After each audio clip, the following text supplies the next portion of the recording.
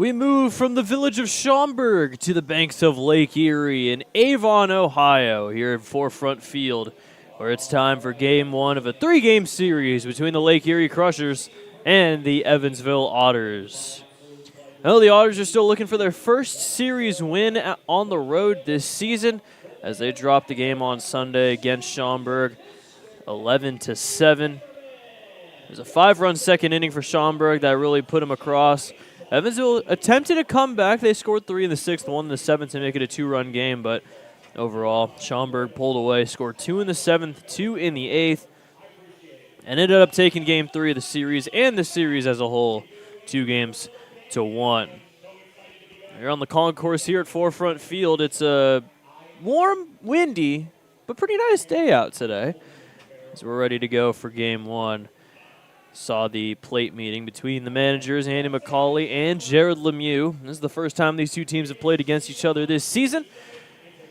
Lake Erie coming off of a Canada road trip. They were playing at Trois-Rivières for 3 games, then Quebec for 3 games, and they had a doubleheader on Sunday in which they lost the first game 13-2, in which Quebec had an 8-run 4th inning. But then they ended up getting the victory in Game 3, 5-2, as they had a 4-run 3rd inning. And now they sit at 13-14 on the season. On the other side, the Otters 16-10. These two teams finally an interdivision matchup that the Otters are playing. They had a very good run in the West, playing Gateway, playing Windy City, playing Schaumburg, playing Mississippi. Had a nice little tour of the West Division, but we're back playing against members of our own division in the Central. It's Washington in first. Evansville is a game and a half back, then Florence 3 games back, and Lake Erie sitting in 4th out of 4. 5 games back, but only a game under 500, so in this really competitive Central Division, a week of good play could put them, you never know where. If Lake Erie was in the West Division, they'd be 3rd right now in front of Joliet and Mississippi, but here's 4 teams, a very competitive division, which means they're last in the division. They're looking to win a series here at home against the Otters. Otters are looking for their first series win on the road this season. You can see Lake Erie's wearing the black jerseys with white pants. Got a nice purple color scheme going on.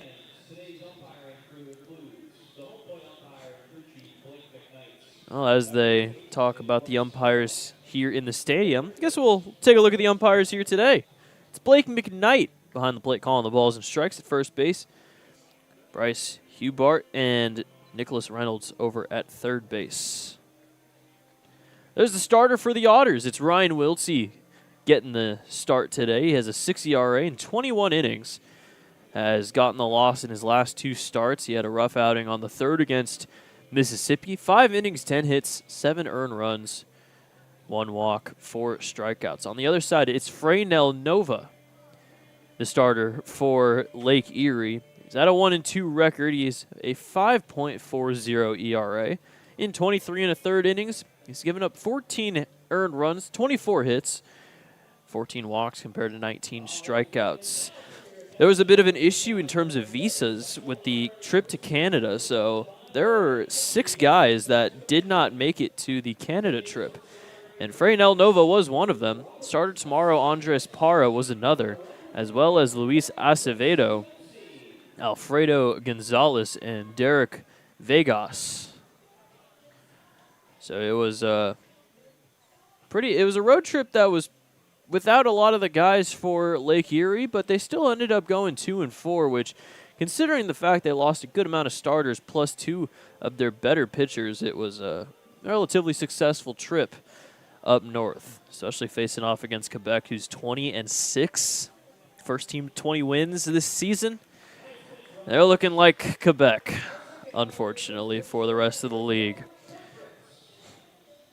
Lake Erie is 2-7 in series openers this season. On the other side, the Otters are 6-3, and they didn't win the series opener against Schaumburg. They actually won the middle game of the 3, 6-4, but the pitching gave up 11 runs in both of their losses. See how the starting pitching does this series. It's Wiltsey, Petchke tomorrow, and then JD Encarnacion.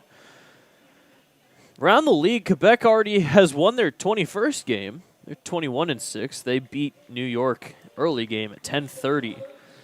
6-5 in 11 innings. It went to sudden death. Quebec ended up scoring on the offensive side.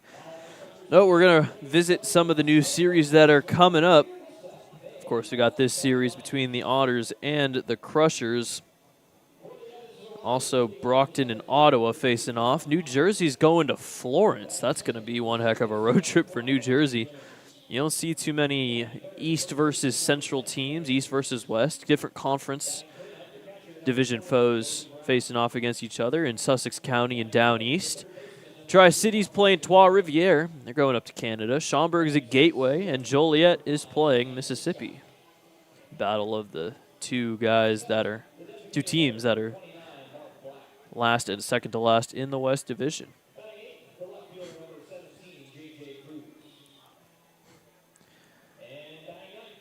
So we'll see how the wind goes. Right now it's blowing right to left. It has been blowing in. It has been blowing out. It's kind of been all over the place today.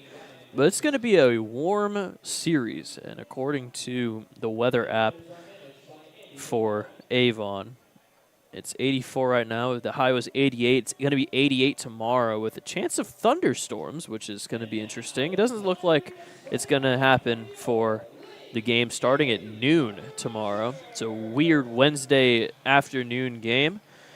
And Thursday, it's going to be 87. So a warm few days here in Avon for the 3-game series. As they're introducing the players, we started something a little different on Sunday in Schaumburg. So Schaumburg Wintrust Field has a card shop, so I bought a pack of 36 cards.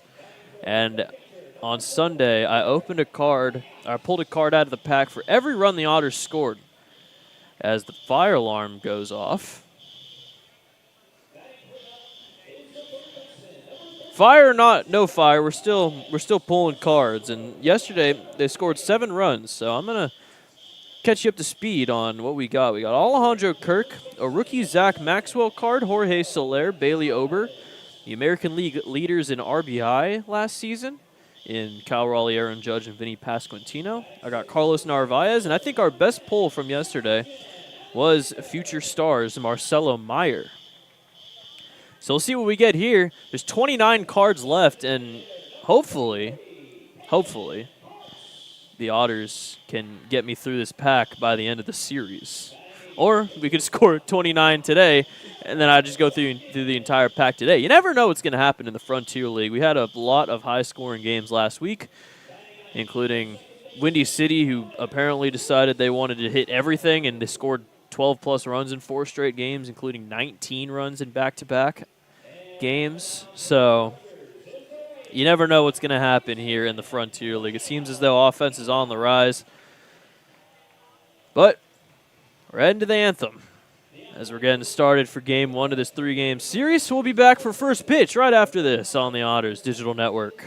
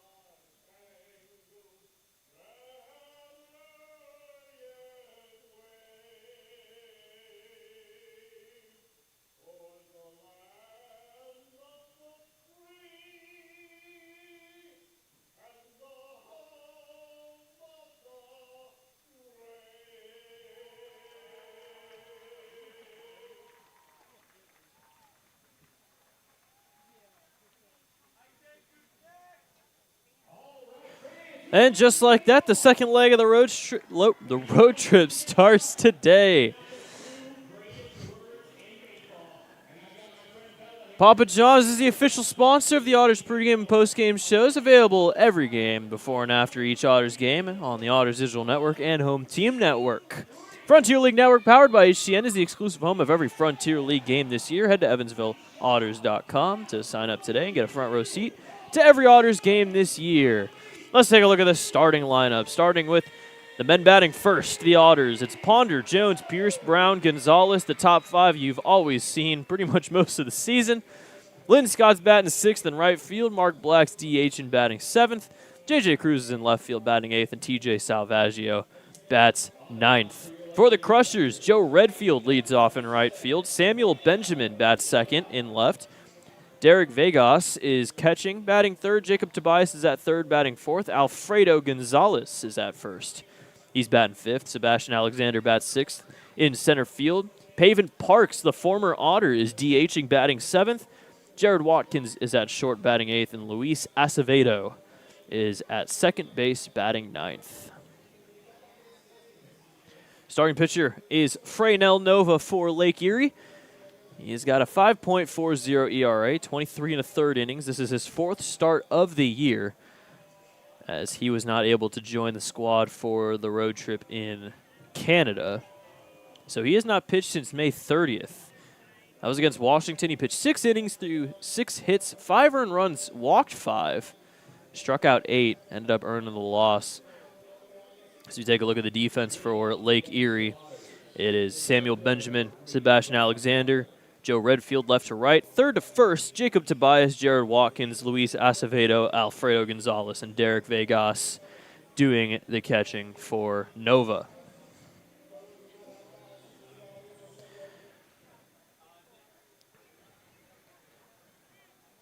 John Ponder leads it off here in the top of the first. First pitch at 6:35. We're on time today as Ponder fouls it back. Ponder sitting on a 12-game hitting streak. He had an 11-gamer to start the season. He's now surpassed that. He's reached base in all 24 games he's played in. As he fights one off into center field, Alexander will make the running catch, and that's out number 1.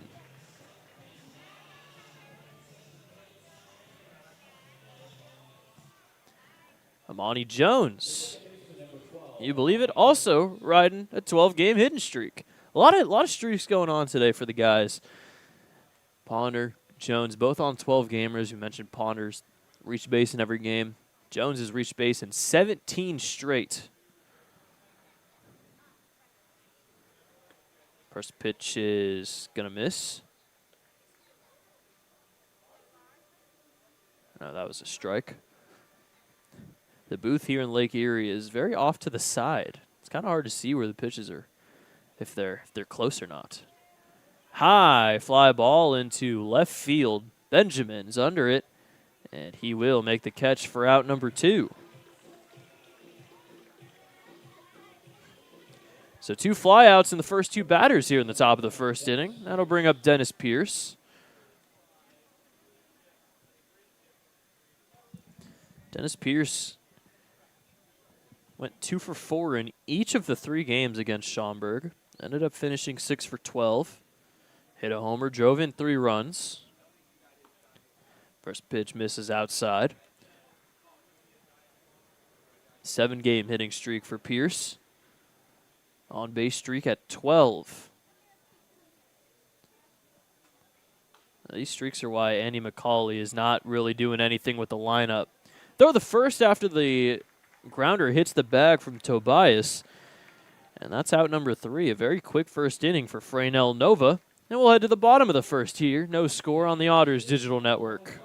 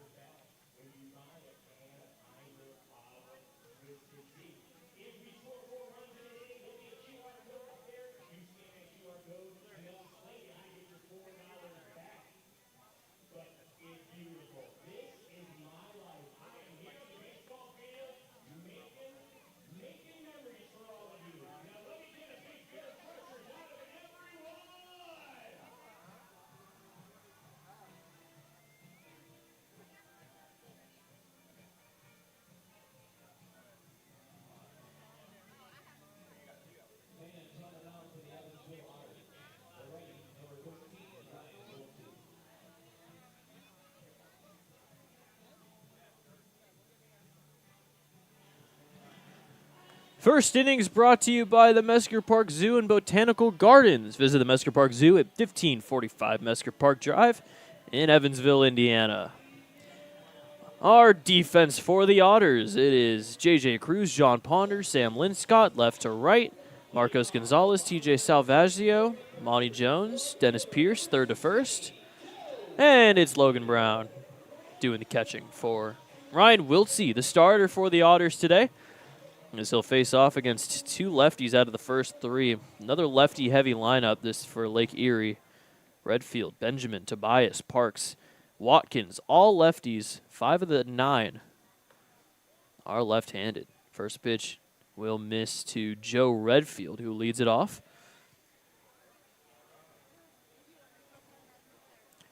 Wiltsey had a 6 ERA in 21 innings.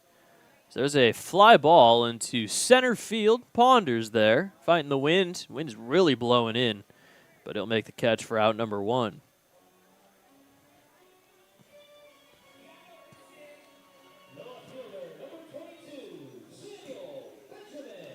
Well, that'll bring up Samuel Benjamin. Benjamin's been hitting the ball well so far this season. Had a little bit of a rough series against Quebec. Went 2 for 12. 7 strikeouts. First pitch will miss for ball 1. Benjamin hitting at a .302, 3 homers, 15 RBIs on the year. Fouls it back to the netting. We'll see last season with Evansville. 3 1/3 innings against Lake Erie. 2 earned runs, 3 hits, 1 walk, 2 strikeouts. Not too bad. Just not too much pitching he's done against Lake Erie this season. 1-2.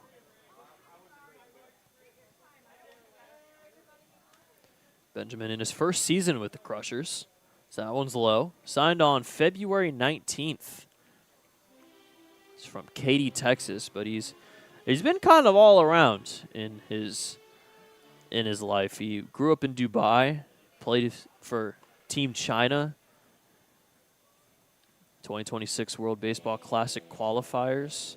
That Team China team also played in the California Winter League. But Samuel Benjamin got there after that season. Grounder to first, Pierce, throw on to Wiltsey for out number 2.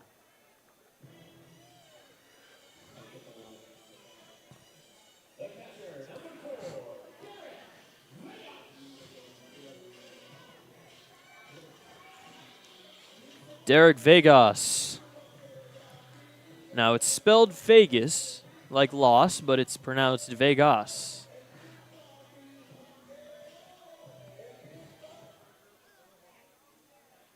Vegas, one of the guys that couldn't make it to the Canada road trip. So his last game was on the 31st against Washington. He went 1 for 4 with an RBI. Hitting at a .351, though, in now his 17th game. 2-0 as that one missed high.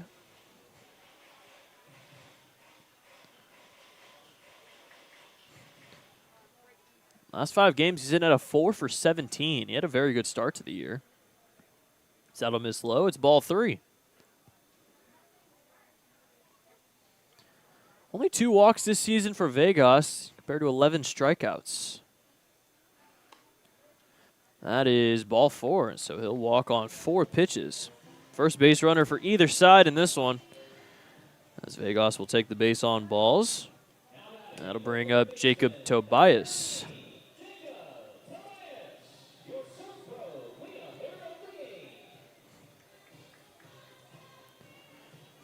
Tobias with a runner at first and 2 outs for Lake Erie. First pitch inside for ball 1.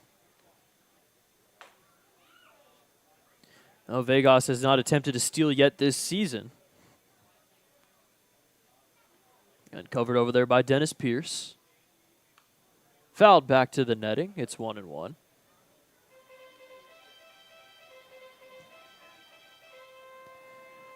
Well, Wiltsey had a very good start to the year, but he's had a rough couple of starts in his past 2. Gave up 4 earned runs against Gateway on the 27th, and on the 3rd against Mississippi, he gave up 7 earned. It was an 8-4 loss Popped up foul ground. Logan Brown gives it a look, but it'll fall out of play as Alfredo Gonzalez was trying to block him over there in the on-deck circle.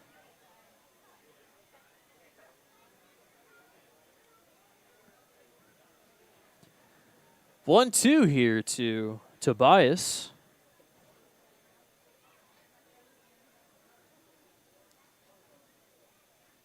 Wiltsey kicks and fires. Grounder almost hits the runner, Vegas, but Jones will throw to first for out number 3. So, a couple of scoreless frames in the first inning. Neither team comes in, and that's the first game in about a week in which the Otters didn't give up a run in the first inning. So, good start for Wiltsey, no score. Heading to the second inning on the Otters Digital Network.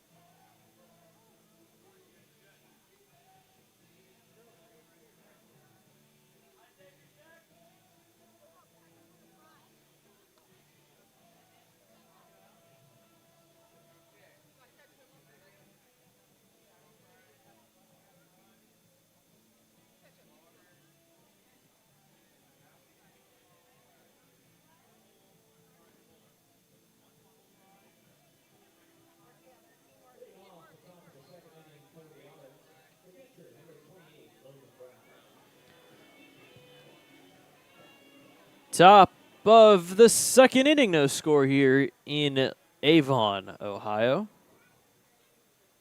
Second leg of the road trip here for the Otters. They were in Schaumburg this weekend. Right after that Sunday game, came right here to Avon. Had the day off yesterday, and back at it again here for another 3-gamer. First pitch was called a strike to Logan Brown. Grounder into left field and a base hit. Logan Brown has a 9-game hitting streak now, and that's the first hit of the day for either side.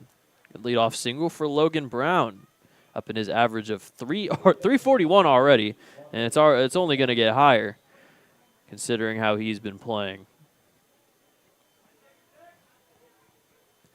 Marcos Gonzalez has also been playing very well as of recent. Did go 0 for 5 on Sunday, but before that, he had a double 2 for 3 day on the 6th against Schaumburg. And then in the first game of that series on Friday, he hit a home run, drove in 2 runs.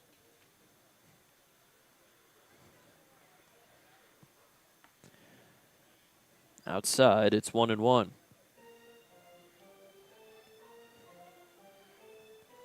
Oh, Logan Brown and Alfredo Gonzalez over at first base having a little convo.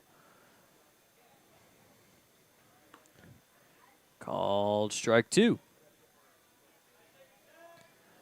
Well, Logan Brown and Alfredo Gonzalez, both relatively older guys that are in the league. Logan Brown's 29. Alfredo Gonzalez is at 33. Both of these guys have plenty of professional baseball experience. And we'll talk about Alfredo Gonzalez because he's got some experience that not many other people in this league do. He'll be leading off the second inning for the Crushers. 2-2. Well, Logan Brown has only attempted 1 stolen base, got caught. Not too much of a stolen base guy. There's a drive into deep center field. Alexander's back, and he'll backtrack to make the catch. as Logan Brown will head back to first.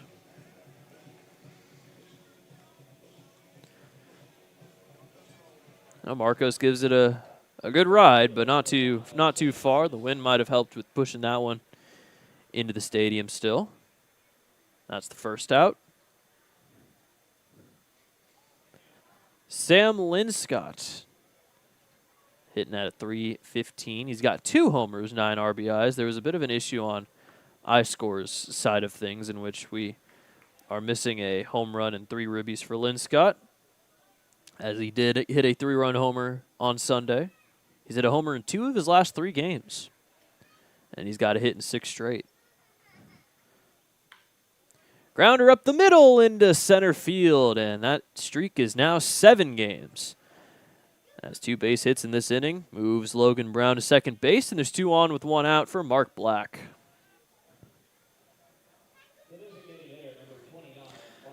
Well, Lynn Scott's really swinging the bat well this season. He started off struggling just a little bit, but he's really held his own as a hitter, and he's been playing really well the last few games.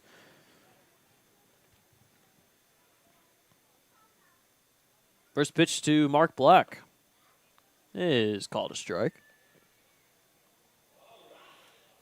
Nova's got a 4-seam fastball, slider, sinker, splitter combo. Bit of a 4-pitch mix for him.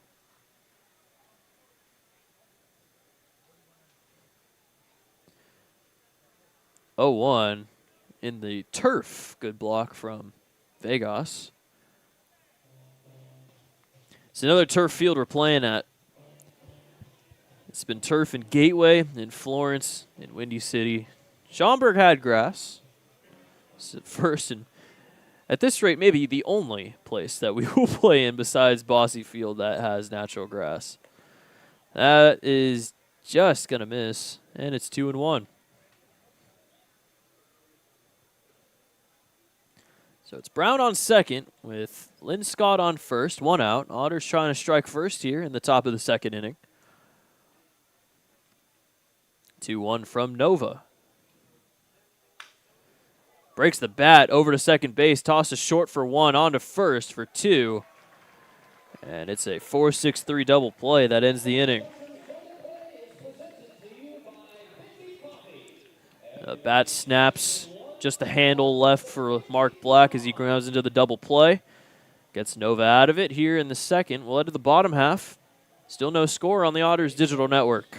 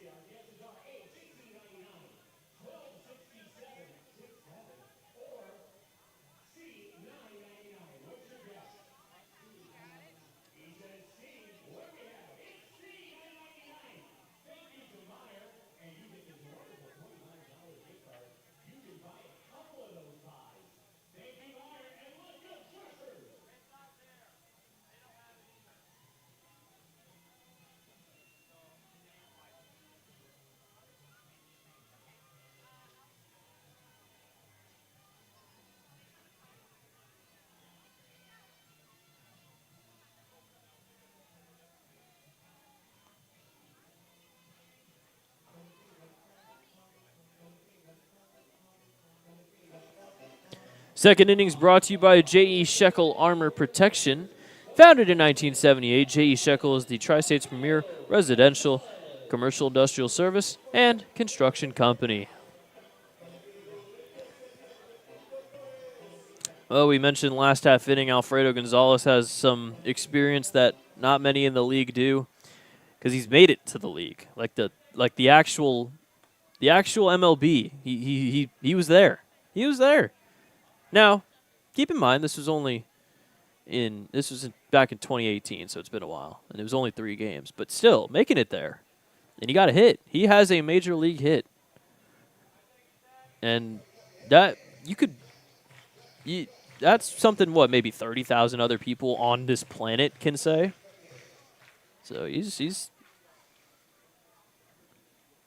definitely one of a kind in terms of the Frontier League talent. As he swings and misses, it's 1-2. So far this season, Gonzalez sitting .267, 16 games. Has a homer in back-to-back games, his last two. Grounder to second. Monty Jones tosses over to first, and that's out number 1. Oh, Gonzalez also was a guy that wasn't able to make it onto the Canada trip due to visa issues. Sebastian Alexander comes up for his first at-bat of the day. Trying to get that average up to 300, maybe over, here in this series. First pitch hits the zone for strike 1. Alexander, one of the local guys here from Cleveland. Cleveland, about, give or take, 25, 30 minutes away from Avon. Fouled away. Foul ball brought to you by Hes Construction. Choose the best, never regret it. And it's 0-2.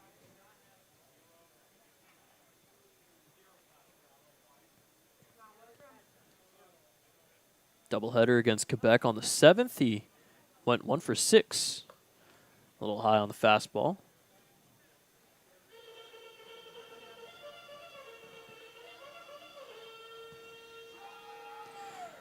Wiltsey trying to pitch a scoreless second inning here. He's already got the 1 out. And that one just misses. 2-2. Alexander in his 11th game of the year has a strikeout in 7 of 10, also has a hit in 7 of 10.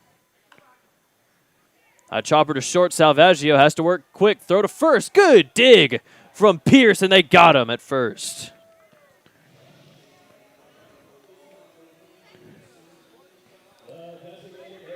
Oh, that's just what Salvaggio does, playing great defense over there at short. Alexander, one of the faster guys on the team, and a nice scoop in the turf from Pierce. Gets out number 2. Here's Pavin Parks, former Otter. Played on Evansville's squad last season. Was actually on 3 different teams last year. Started the season with the Otters. Ended up getting released.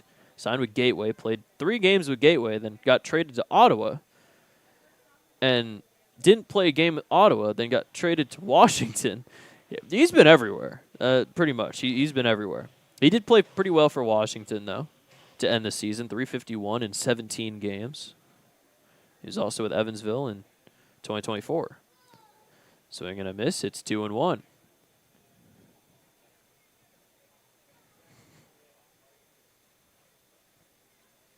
This season for Lake Erie, he's hitting .227. 2-1's ripped into right field, and it's going to get off the wall. Past Linscott. Parks is going to head for second, and he's got himself a double. That was 109 off the bat of Pavin Parks. Had a little bit more height to it. That probably would have gone over the wall, but it's a double. First hit of the day for the Crushers. And a man on second with 2 outs now for Jared Watkins.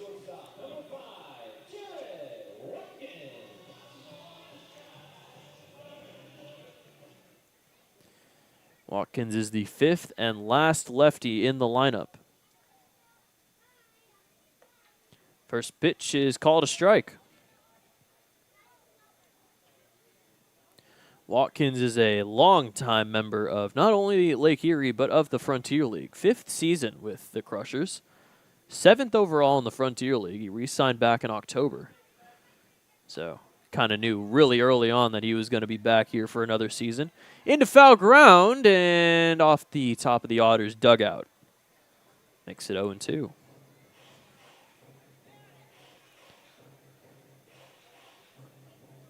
I think it's always a good good point of reference here. If you know somebody has played in the league a while when they played for the Southern Illinois Miners.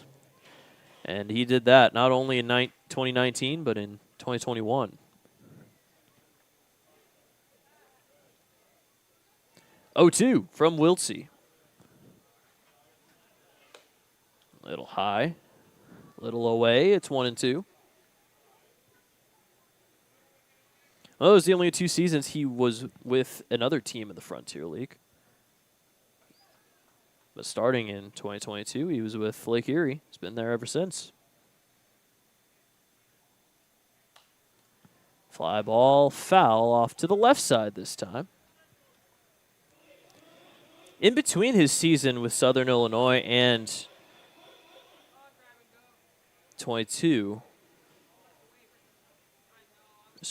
22 and 23, he was with Lake Erie, then signed with the D-backs, but then got released and then came back to Lake Erie. In the dirt, blocked by Brown. It's 2-2. So he started 2022 with Lake Erie, hit .340, then got called up to the D-backs. Ended up making it all the way to Double-A with the Amarillo Sod Poodles. But then got released in 2023 and then played the rest of that 2023 season with Lake Erie. 0-2 to 3-2 here for Watkins. 12 walks, 11 strikeouts for Watkins this season.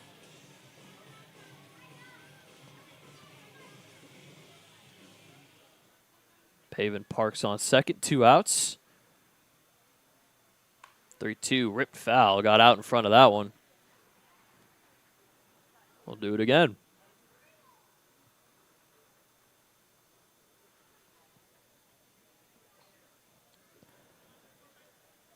.281, 27th game of the year for Watkins. Another payoff here with 2 outs. Grounder to Jones at second base. He'll toss to first, and that's out number 3. So Freynell Nova and Ryan Wiltsey with 2 scoreless each. We'll head to the top of the third, 0-0 on the Otters Digital Network.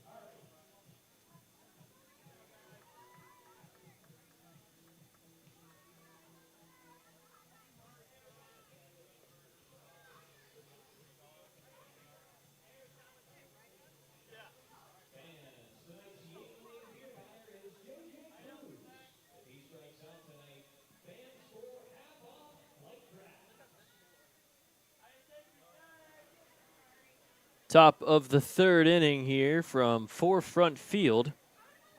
J.J. Cruz leads it off.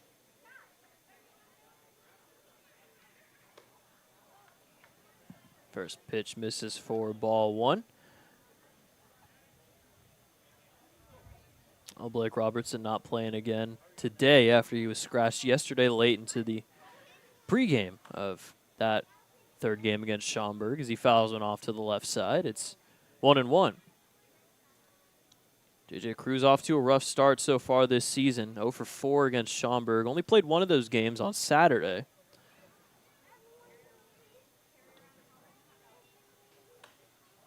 Grounder off the glove of Nova, and it's an infield single for J.J. Cruz.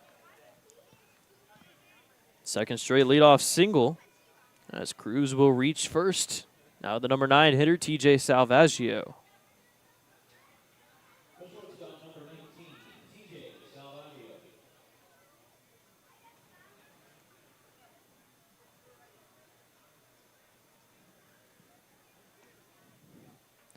Salvaggio, another hitting streak of his own, 10 games. Drops the bunt down the third base line. Let's see, it will roll foul left of the line. It was a good bunt for 75%, but it's that last 25. It's got to stay fair, and it wasn't able to do so.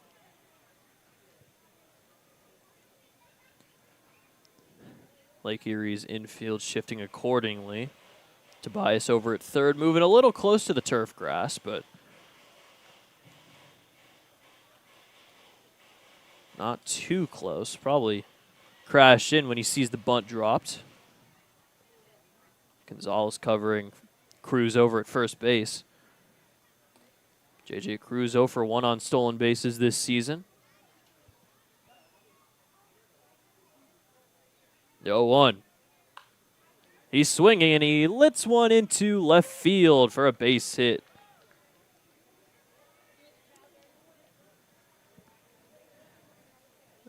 Now 4 hits already for the Otters. Offense is doing pretty well here to start. See if they can bring them around here. 2 on with nobody out. Top of the lineup in Ponder.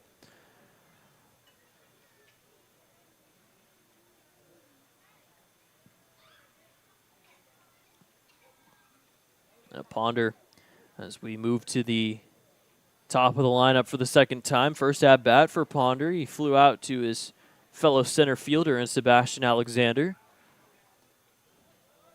He shows bunt, pulls it back, and it's called ball 1. Trying for another bunt play here. Ponder, probably one of the better bunters on the team and one of the faster guys on the team. Swings away this time, grounds it over to first base. Basically a swinging bunt as Alfredo Gonzalez will tag Ponder. Now he gets the job done either way, as both runners will advance to second and third. Now with only 1 out, it's Amani Jones to try and bring him in. The second baseman, number 12, Amani Jones.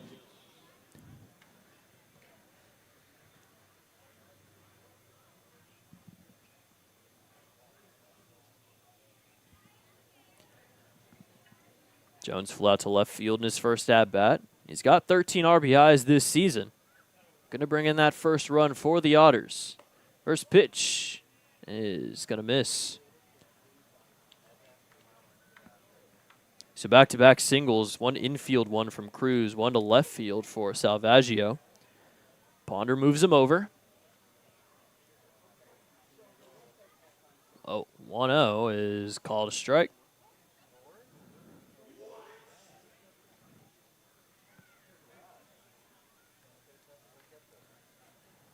Nova's given up 14 earned runs so far this season.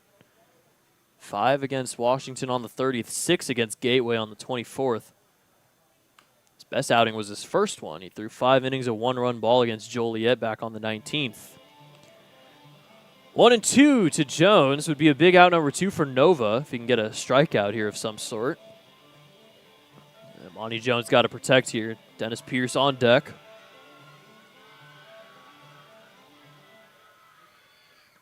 One, two.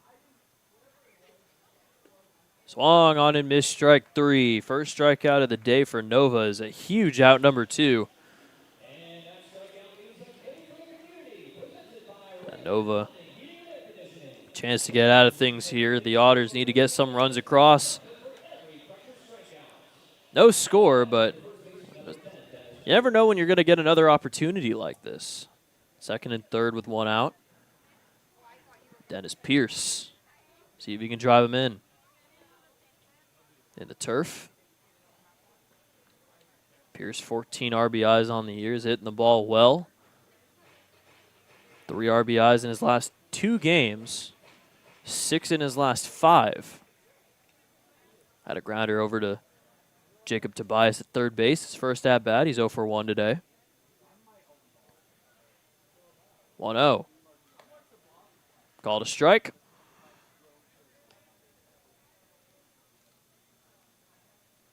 Well, Pierce's last 5 games have gone 1 for 4, 1 for 4, 2 for 4, 2 for 4, 2 for 4. Big fan of getting just 4 at-bats and nothing further. Grounder into left field, a base hit. 1 run comes in. Salvaggio will score. The throw goes to Nova. Throw to second's going to get into center field. And Pierce has himself 2 ribbies, and the Otters lead it 2-0.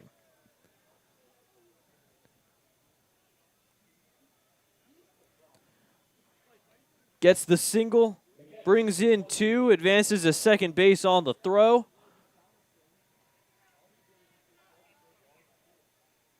Dennis Pierce is continuing to swing a hot bat past week or 2. Otters bring in 2 runs. They lead it early here. Logan Brown, maybe a chance to bring in a third. He shows bunt, pulls it back, and it's high for ball 1.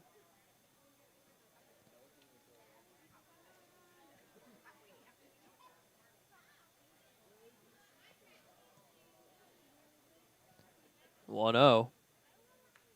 Fouled back. 92 fastball for Nova. Dennis Pierce now 16 RBIs on the year after his 2-run single.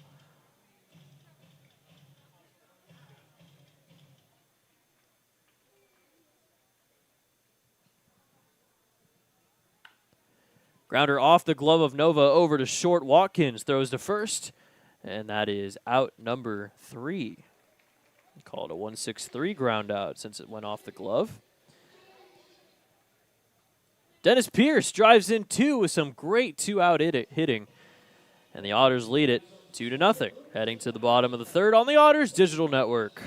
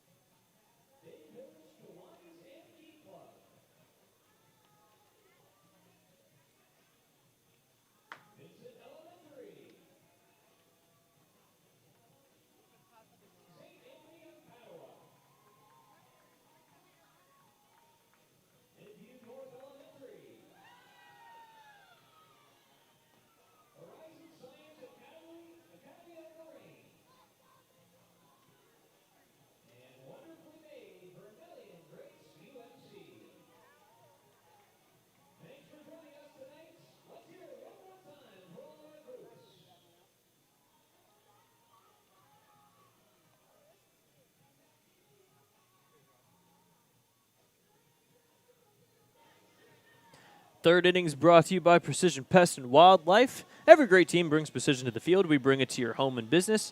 Call 812-993-3341 or visit precisionpestwildlife.com.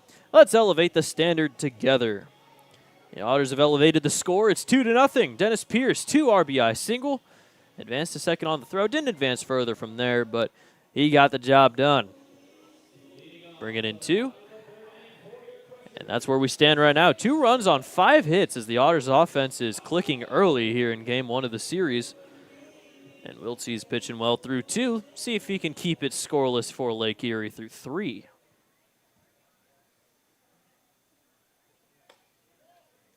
Called a ball. Luis Acevedo, the last man to have his first at-bat for Lake Erie. That is ripped into left field. It's going back, and it is off the wall. Acevedo heads into second base, and he's got himself a leadoff double.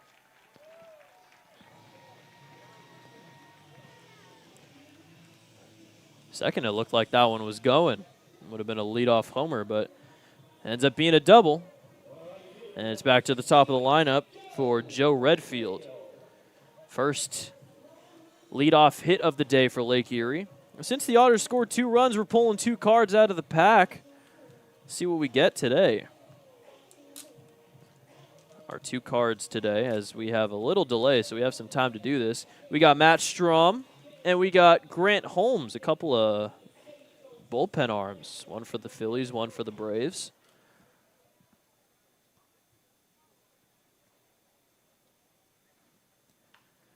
First pitch grounder over to Jones at second base. He'll flip over to first. And that is out number 1. Is advancing to third is Acevedo.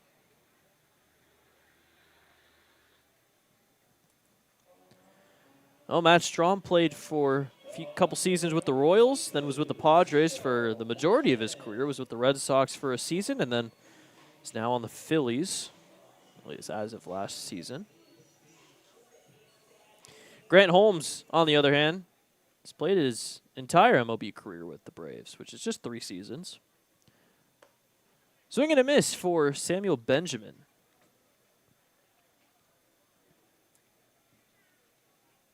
So we're now 9 cards in. 27 to go. A little high, it's 1-1. Samuel Benjamin was at Houston 2021 and 2022, and then transferred to Houston Christian. So he stayed in that Texas area for his collegiate career. Grounder past the dive of Jones into right field for a base hit. And that'll bring in Acevedo from third. An RBI single for Samuel Benjamin brings in the first run of the day for Lake Erie. It's 2-1.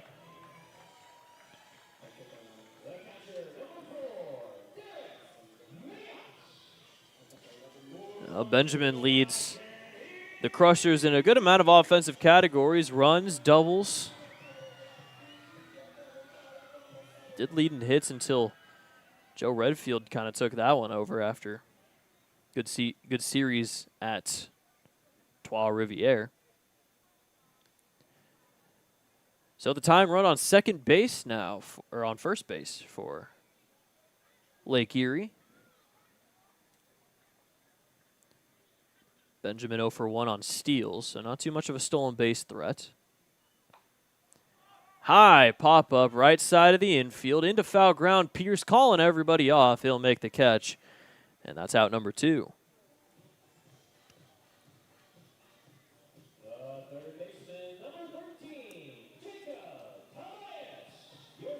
That one went a mile in the air as Pierce waited, 5 seconds for it to come down.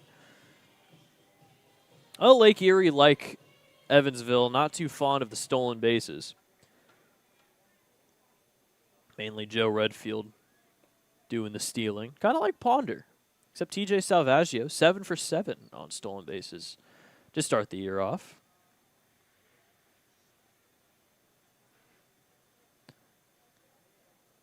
First pitch, a strike to Tobias. Now the 0-1 from Wiltsey. Swung on and missed, and it's 0-2.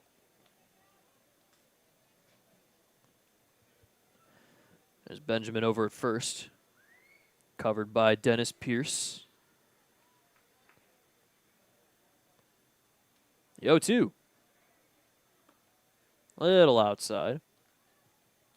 Well, Tobias has pitched in a game this season. Technically, a technical two-way guy. Not really, though. He's just a position player pitching. That was back on May 13th against Windy City. Has a 0 ERA, though. Put that on his record.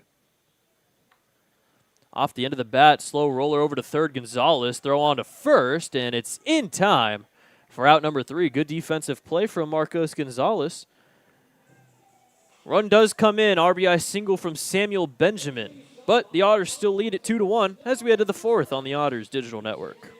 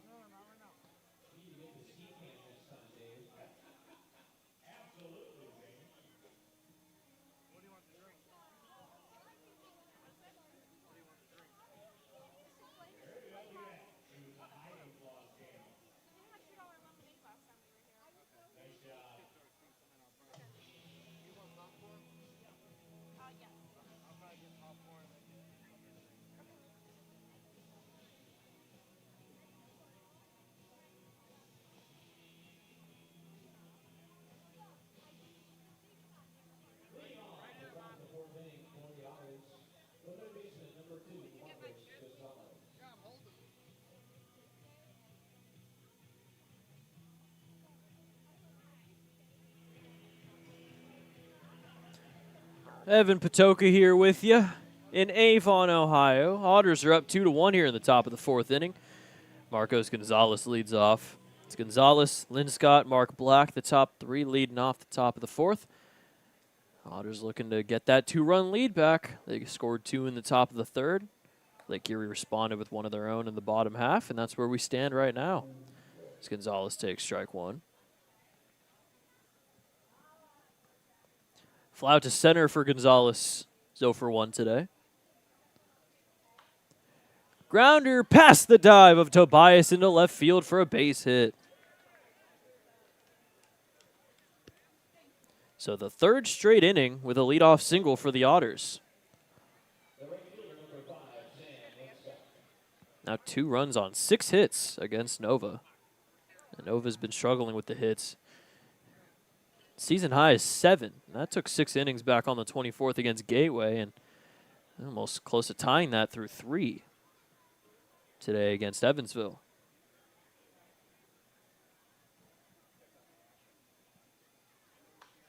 First pitch swinging, Tobias throws to second for 1. Acevedo to first, and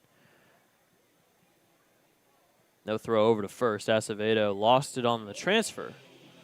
So they will get Gonzalez out at second base, but the fielder's choice will be reached by Lynn Scott. Take a look at what happened here. Acevedo, he just bobbled it on the transfer. So 1 out, definitely could have been 2, so lucky that Lynn Scott's on, and he'll go on the first pitch, and that one's bobbled by Vegas. So Lynn Scott will take second base on the stolen bag. Wonder what's going on. Couple of bobbles. First from Acevedo, now from Vegas, and Lynn Scott's into scoring position. 5 for 5, still perfect on the year in steals. Nova steps off.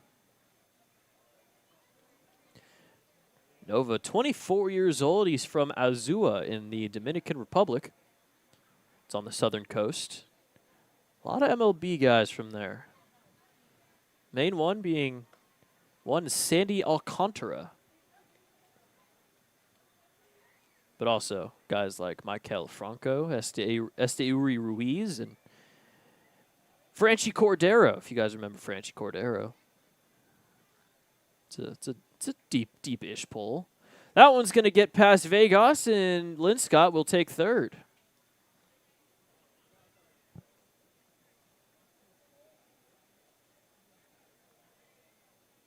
So Lynn Scott reaches on the fielder's choice, takes second, advances to third on the wild pitch, and now Mark Black could hit anything into the outfield, possibly score that third run.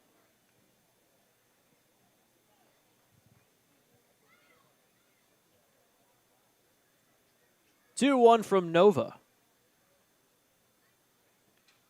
Fouled back. Makes it 2-2. Well, Nova, even though he's from Azua in the Dominican Republic, his father is actually a resident of Lorain County, which is the county we're in right now. He has some ties to the local community. Most of the reason why he chose the Crushers as well. That swung on and missed for strike 3, and Mark Black goes down swinging. Out number 2 here with a runner on third.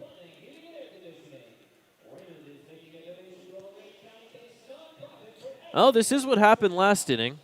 Strikeout made it 2 outs, and Dennis Pierce drove in 2 runs. See if J.J. Cruz can match him here. Just drive in the 1 at least. Haven't seen a Cruz missile since all the way back in the first series of the season. He's only got 1 of them.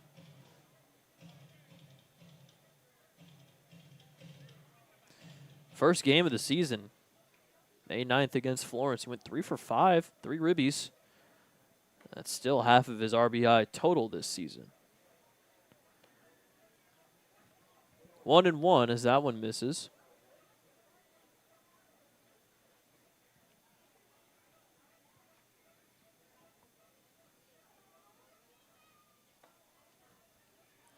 It's always nice. It's kind of fun talking about like who these guys were teammates with.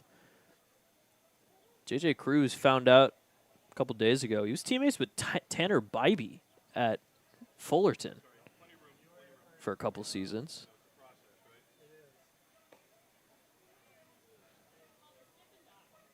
You do that with Alfredo Gonzalez, you'll get a lot of guys, that's for sure.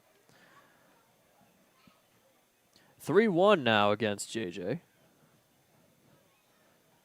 Walk would put up Salvaggio.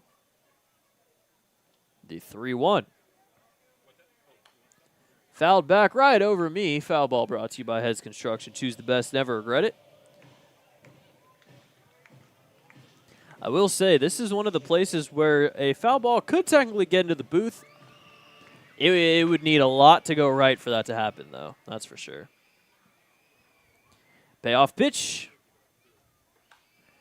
That is into center field and down for a base hit. Here comes the run.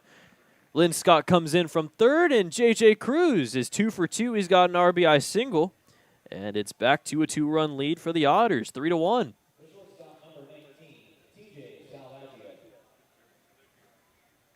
So good at bat from J.J., and he's got 2 hits, 2 singles. That one bringing in a run.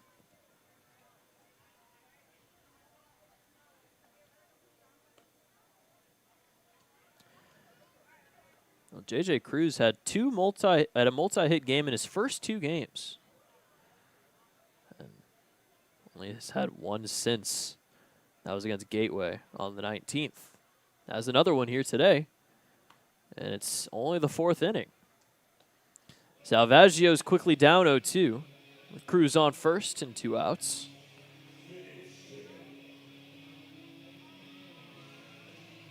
Salvaggio singled and scored last inning.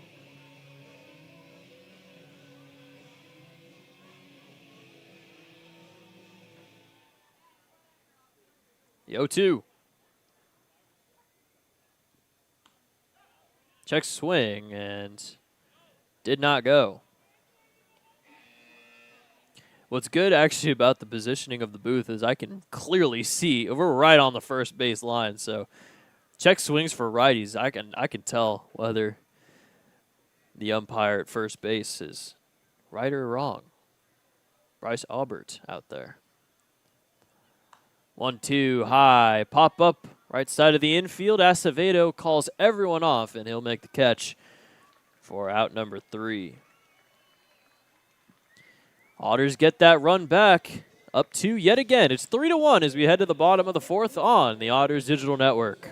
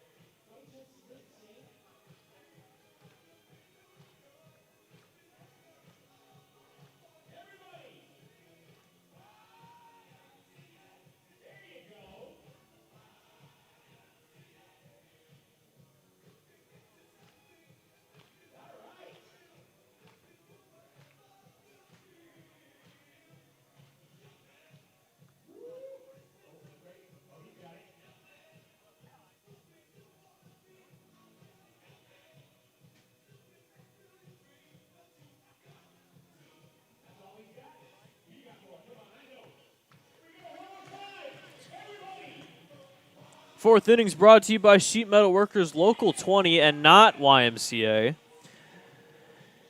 For 138 years, Sheet Metal Workers have led the way in sheet metal industries like heating and air, architectural, industrial, and more. Visit smart20evansville.com for more information.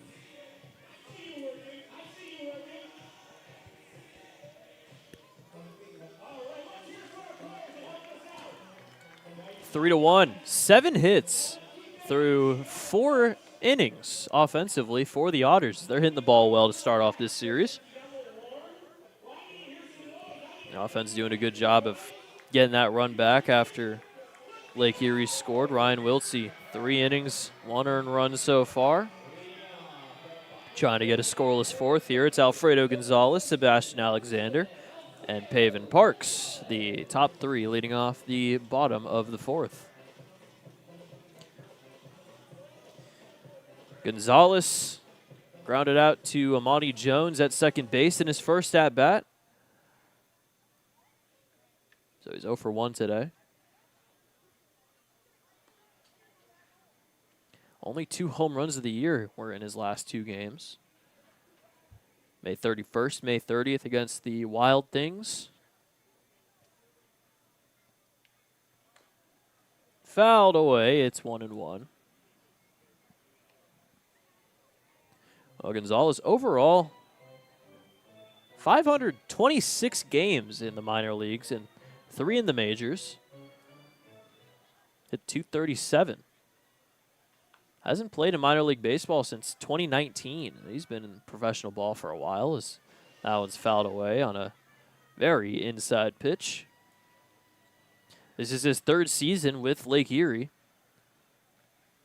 Last season, he hit .280 in 78 games. He went 17 for 45 against the Otters. Had his only 4-hit game against Evansville last year, May 24th. Ripped over to third. Nice snag from Gonzalez. Throw to first on a hop is in time for out number 1. Great play at third from Marcos. Gonzalez robs Gonzalez of a base hit.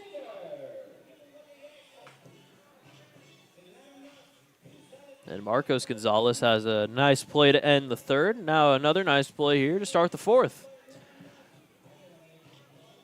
Sebastian Alexander. He's 0 for 1 today. First pitch called a ball. He was at Kent State to start off his college career. Went to Phoenix College, and then last 3 seasons, matter of fact, we were at Coastal Carolina with the Chanticleers. Talking about last inning about the being teammates with a lot of guys. Alexander's teammates with a good couple of very nice prospects. Caden Bodine and Liam Doyle. So probably, most likely, future major leaguers. He was also teammates with former Otter Graham Brown at Coastal. Graham Brown played with the Otters, went to Washington, and he's now in the minor leagues. I think with the Twins. 3-1.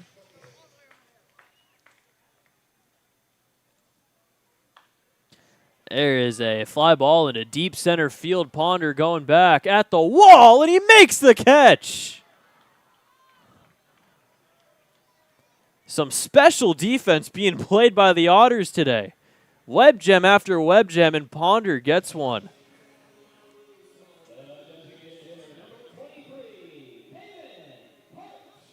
Flying back, pretty much has to go over the shoulder, over his head to make the catch, runs into the wall. And a couple of base hits being taken away from Lake Erie. That'll bring up Pavin Parks. First pitch popped up. Infield. Someone call it. Someone call it. Marcos calls it, and he makes the catch for out number 3. Always a scary play, that one. Well, after giving up a run in the 3rd, a very nice 1-2-3 inning for Wiltsey, backed by great defense from the Otters today. We're heading to the 5th, 3-1, Otts on the Otters Digital Network.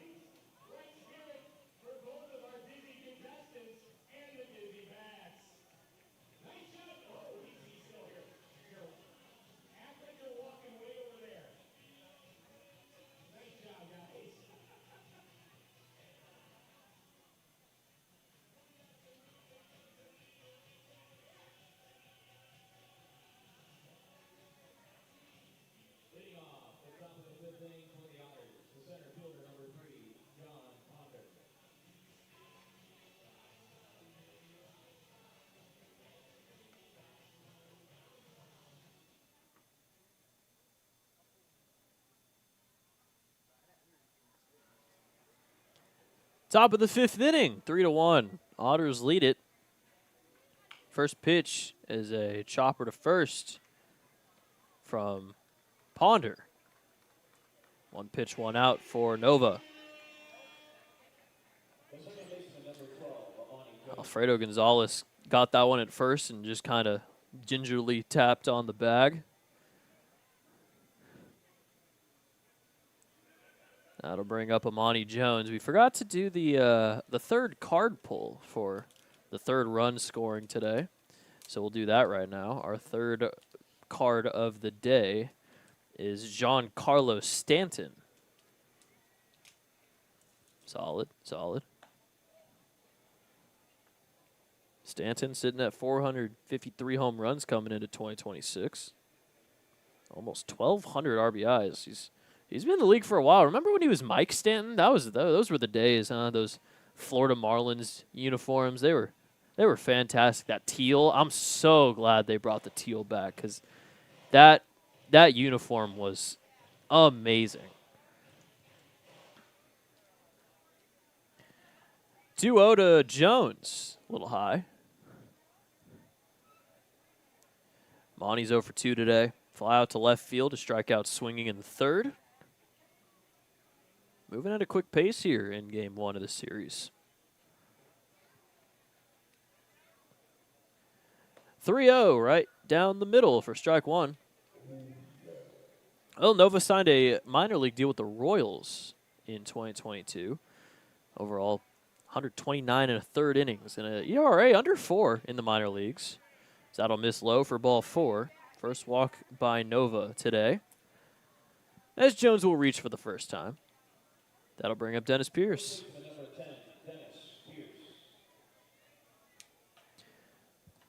Dennis Pierce hit the 2 RBI single in his last at-bat. Brought in J.J. Cruz and T.J. Salvaggio. Gave the Otters a 2-0 lead. They're still up 2 here, just by a different score, 3-1. We'll have a mound visit here.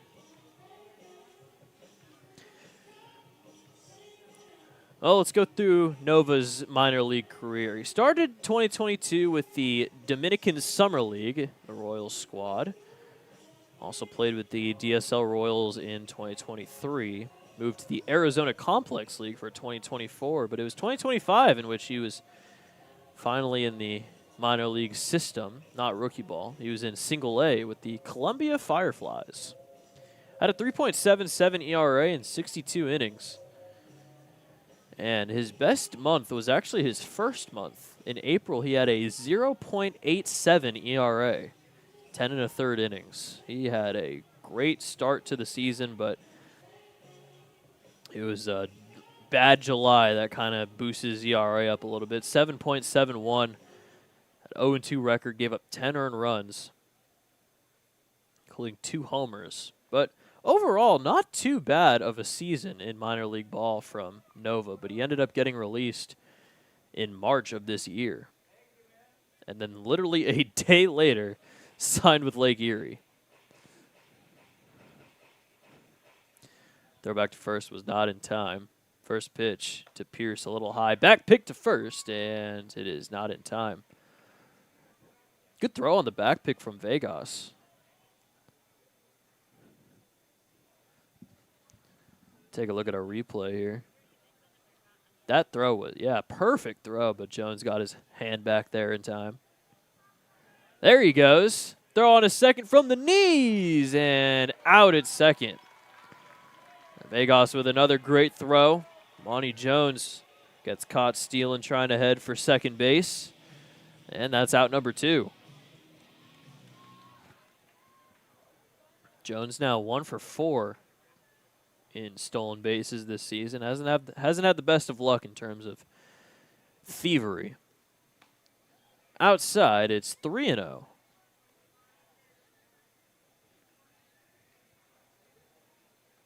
Maybe trying to pitch around Dennis Pierce here after he drove in the 2 runs. Doesn't even give him a competitive pitch, as that's a 4-pitch walk. Back-to-back walks issued by Nova. Luckily, the first walk got caught stealing for Lake Erie, but Pierce on first, 2 outs, and it's Logan Brown.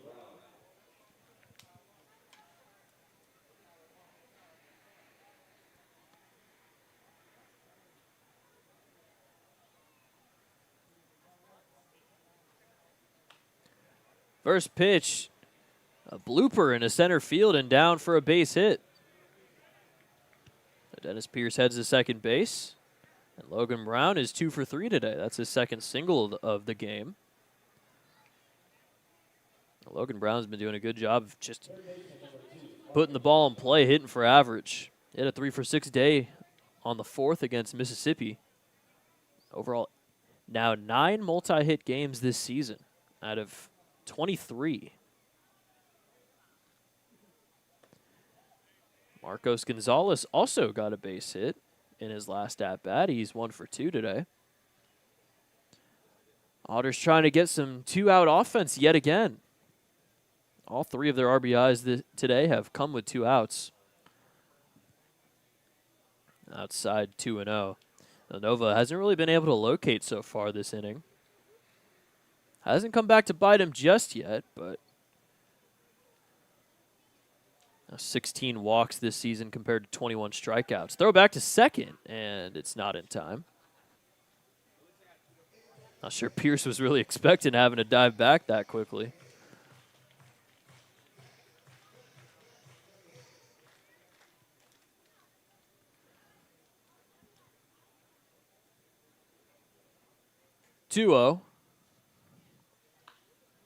High fly ball into center field.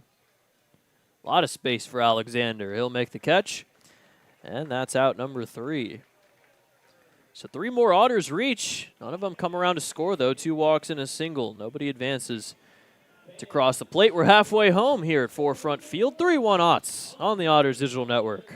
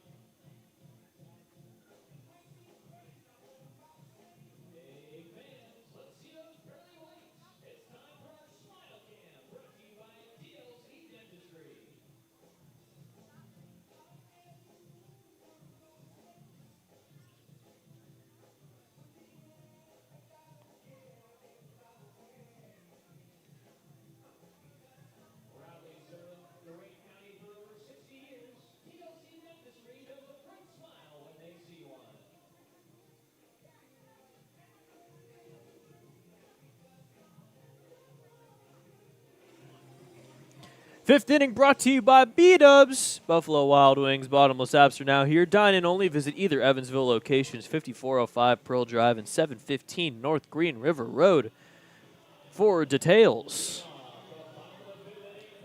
I bet the Otters are happy with the score right now. 3 runs to 1.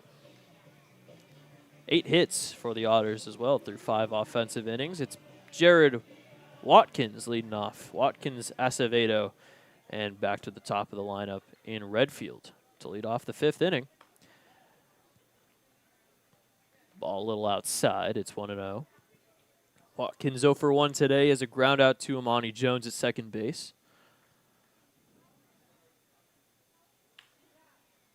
Got out in front of it. Grounds it foul over to the Otters bullpen. Somebody out there chasing it. I think that's Nolan Thebe.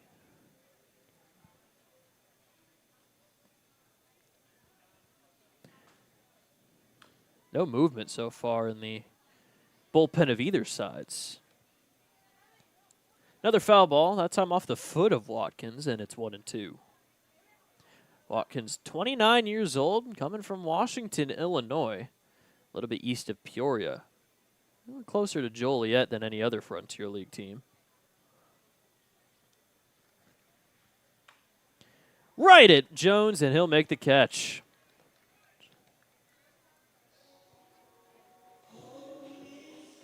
Good positioning from Amani Jones as he's right there to make the grab.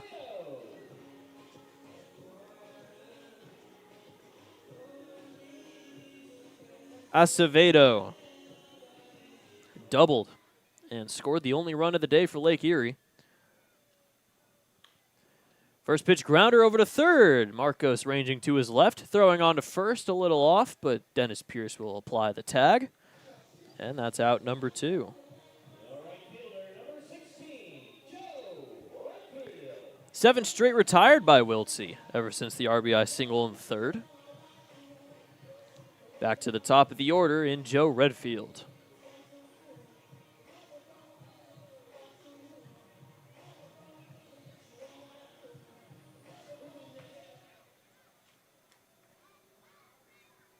Over 2 so far for Redfield. First pitch, will miss. Redfield, 24 years old, from Waco, Texas. Called a strike. He was a 4th-round pick in 2023 by the Angels. 187 games in the Angels organization. Hit .249. Grounder over to first. Pierce will take it to the bag himself. And back-to-back 1, 2, 3 innings from Ryan Wiltsey. He's gone through 5, only allowing the 1 run. Heading to the 6th, the Otters up 3-1 on the Otters Digital Network. All right, fans, you know what that sound means. It means it's time for the great race. Let's look at the board. Gilbert leads with 9. Hershey Wynn is second with 5, and Luray finally got a win. So it is time room for your favorites. Grapes, are you ready? 3, 2, 1, go. And they're off. Oh, wait, let's go back to players. Oh! The players come down yellow and green. I like it. Oh, okay, what's going on? I think there's a clear favor here. Oh, no! Little Red! What did you do?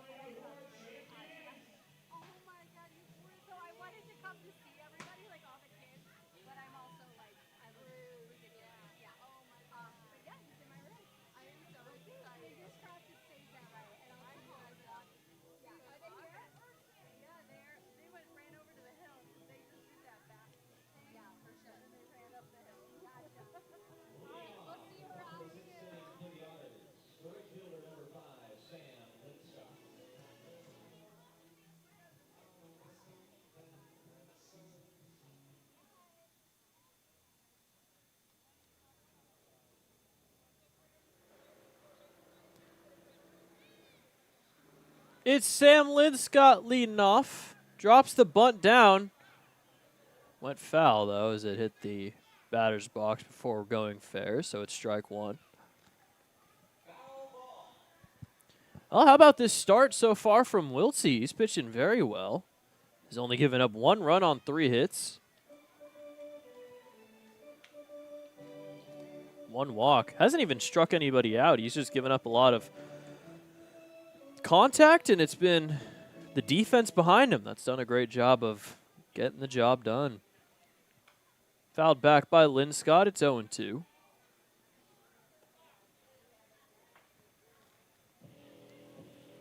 Linscott so far today is 1 for 2. He singled in the second, reached on a fielder's choice, but ended up scoring that 3rd run for the Otters on the RBI single from J.J. Cruz. 1-2. Nova heading into the 6th inning. Still no movement in either bullpen.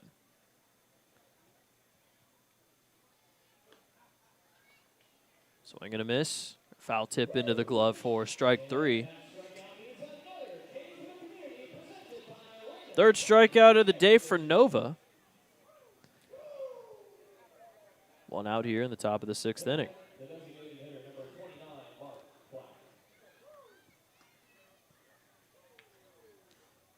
Mark Black, 0 for 2 today. Grounded into a fielder's choice and struck out swinging in the 4th.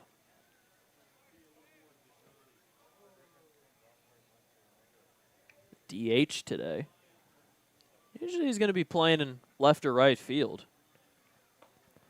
It's kind of crazy to think that Mark Black was doing a lot of catching during spring training, considering the fact that I don't even remember the last time he caught. Mostly just been an outfielder. Little low. It's 2-1.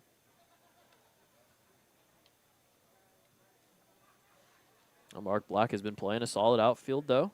Doing a good job out there, whether it be left or right field. High on the fastball. It's 3-1.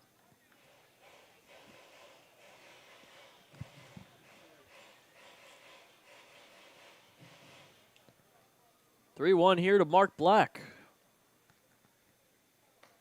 Inside, and that's ball 4. Well, eye for an eye. You get your 3rd strikeout. That also means you have to get your 3rd walk. And that's what happens here with Nova.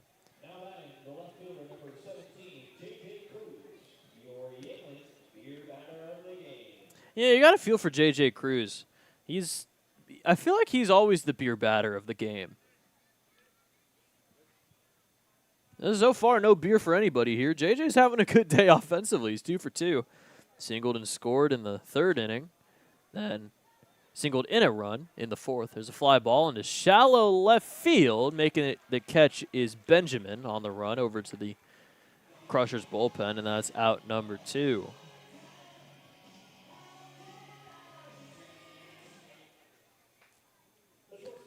Bottom of the lineup, TJ Salvaggio.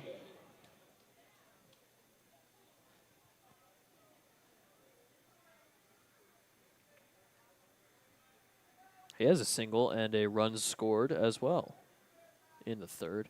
Hit a pop fly to second base. First pitch swinging over to short. Going to be a long throw for Watkins, and Salvaggio couldn't beat it out.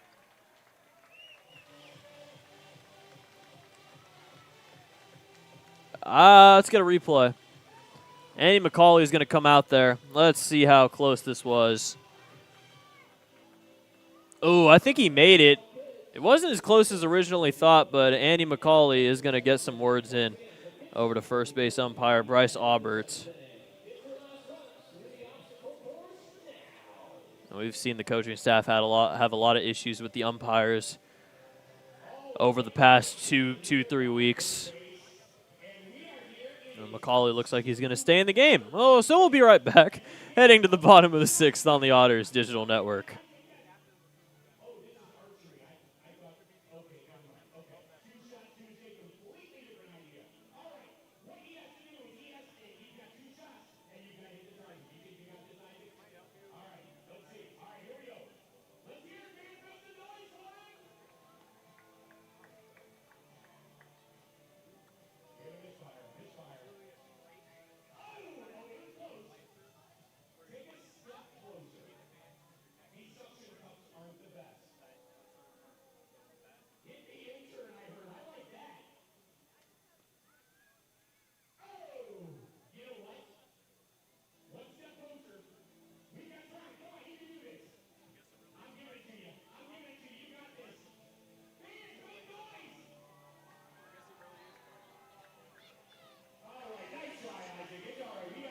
Sixth inning is brought to you by United Fidelity Bank. United Fidelity Bank, the experience you need and the service you deserve since 1914. I have another question for the audience.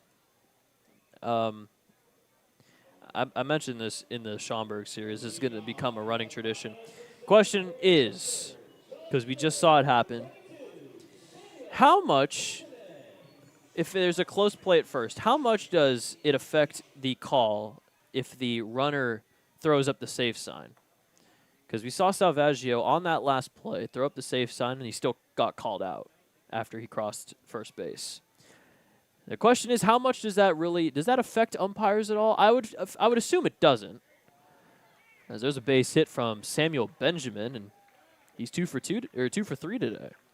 Leads off the 6th with a single. Second leadoff hit today for Lake Erie.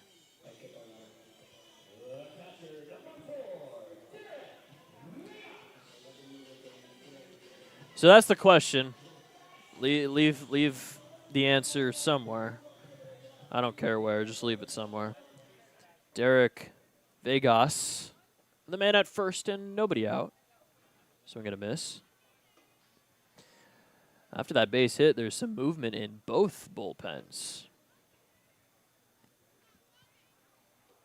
Looking like Nolan Thebe out there.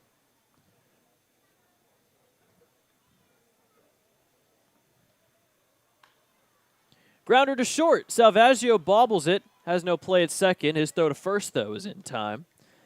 And that's out number one. Well, I think either way it would have been a rough play, or would have been close to try and get the double play. They do end up getting one as Samuel Benjamin moves to second base.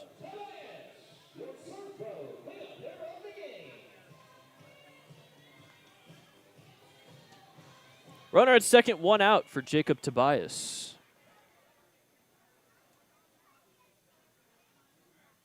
First pitch called a strike.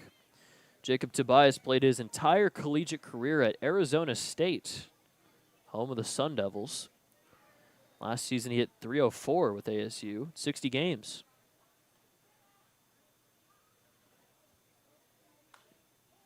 High fly ball that will get out of the way, foul. 0-2. Who's warming up in the Lake Erie bullpen? It's kind of hard to see from the angle.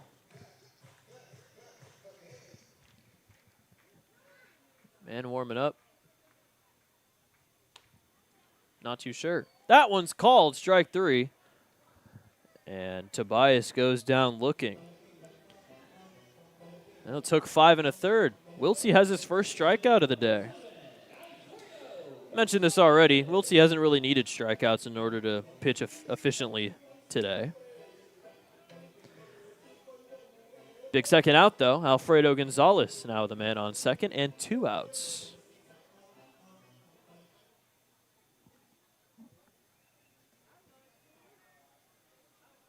Swing and a miss for strike one. Not sure if my eyes deceived me or anything. Looked like Paven Parks out there warming. He is a two-way guy. Maybe I didn't see the number right. I could have sworn I saw a 23 out there. 0-1's a little outside. Gonzalez is 0 for 2. 2 grounders, 1 to second base, 1 to third. Let's see, looking to go the full 6. 1-1. Oh, and away. There's now nobody warming up in the bullpen for Lake Erie. It is still Nolan Thebe out there. Thebe's been one of the best high leverage guys for the Otters so far this season. In the turf, it's 3-1.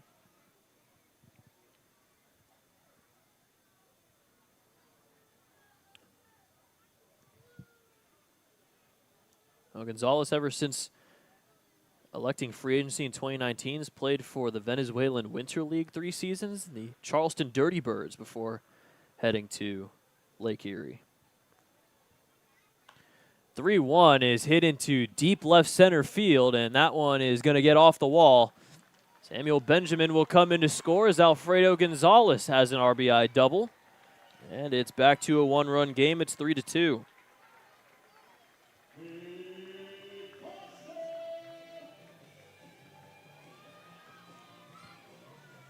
.104 off the bat.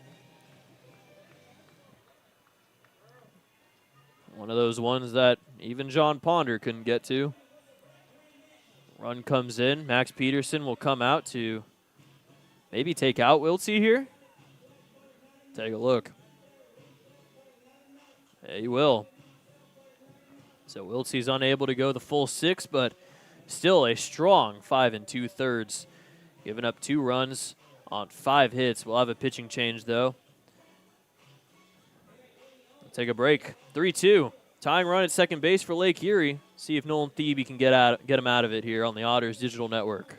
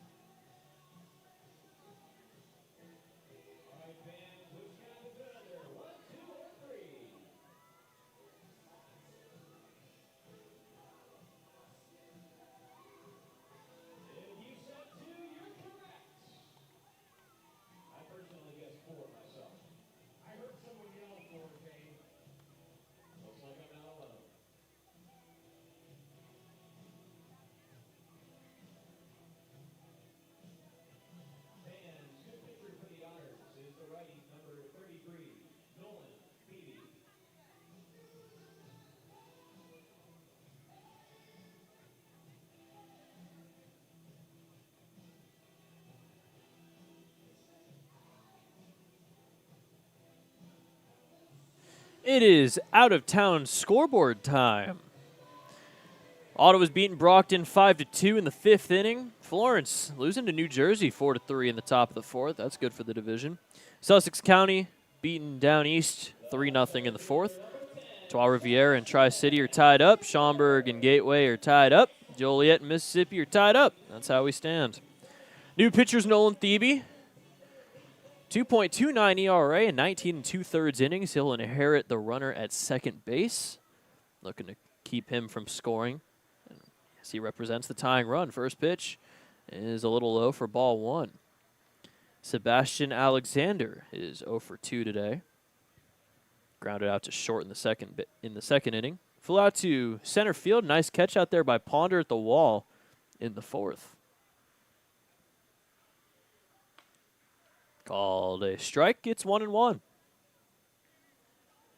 Last outing for Thebe was on Saturday against Schaumburg. Threw 2 scoreless, struck out 3, and got his 4th win of the season.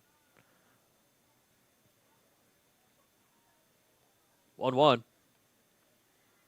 In the turf, good block from Logan Brown. It's 2-1. Sebastian Alexander has only 5 RBIs this season. Did get one of those in Game 2 of the Sunday doubleheader against Quebec. Only in his 11th game of the season.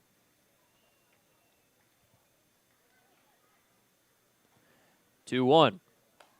A little high, and it's ball 3. Walk would put runners at first and second for Paven Parks. Thinking is that Paven Parks might have stopped warming in the bullpen because he had to come up to bat.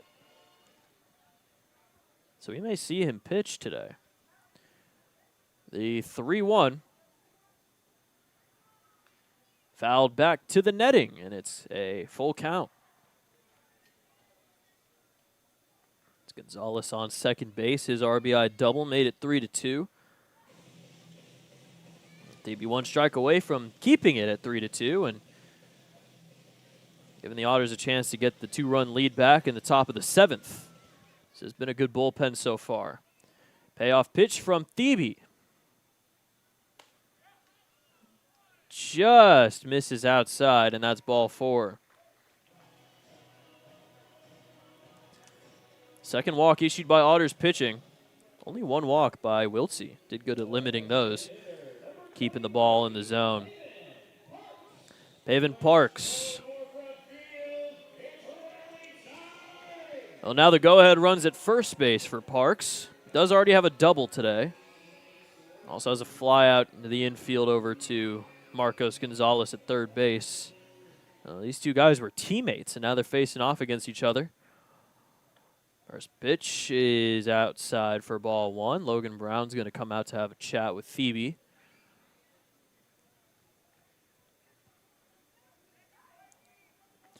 I want to talk about Paven Parks warming in the bullpen. He has pitched in 2 games, but he has not pitched since May 13th against Windy City. He's pitched in 2 games. That one game he gave up 4 earned in an inning and 2/3.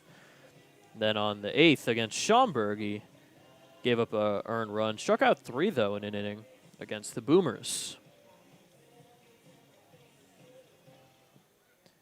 Is technically a 2-way guy, but he's done a lot more hitting than pitching.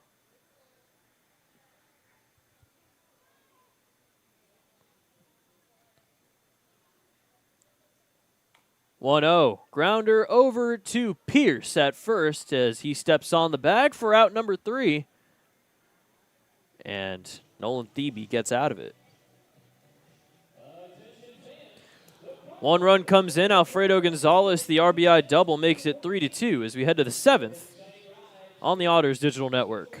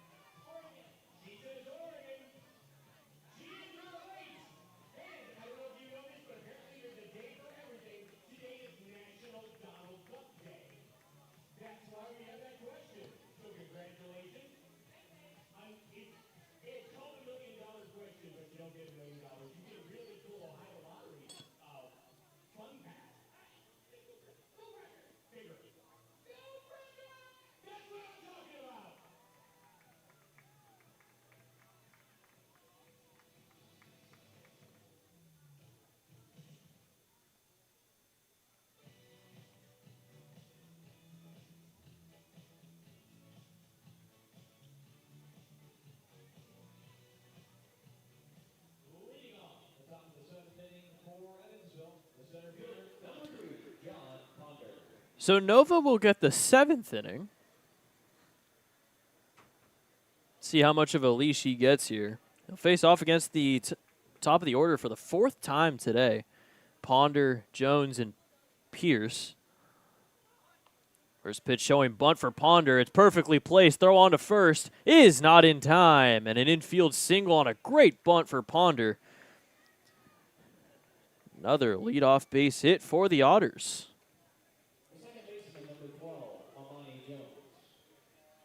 Fourth leadoff single in 7 innings for Evansville. That'll bring up Amani Jones. See if Ponder is going to try and take second base here. Yeah, that is Paven Park swarming in the bullpen. Interesting stuff. They're back to first. It is not in time. Monty so far is 0 for 2, has walked. Still looking to extend that hitting streak, though. Ponder just did. That infield single was his first hit of the day and extends his hitting streak to 13. That'll get past Vegas, and Ponder will take second base. A little bit of a turn over there. And the wild pitch advances Ponder into scoring position. Otters getting oh so close to getting that 2-run lead back.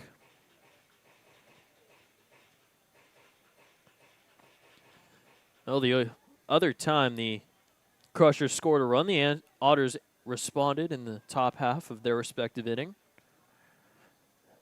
So we're going to have a mound visit here.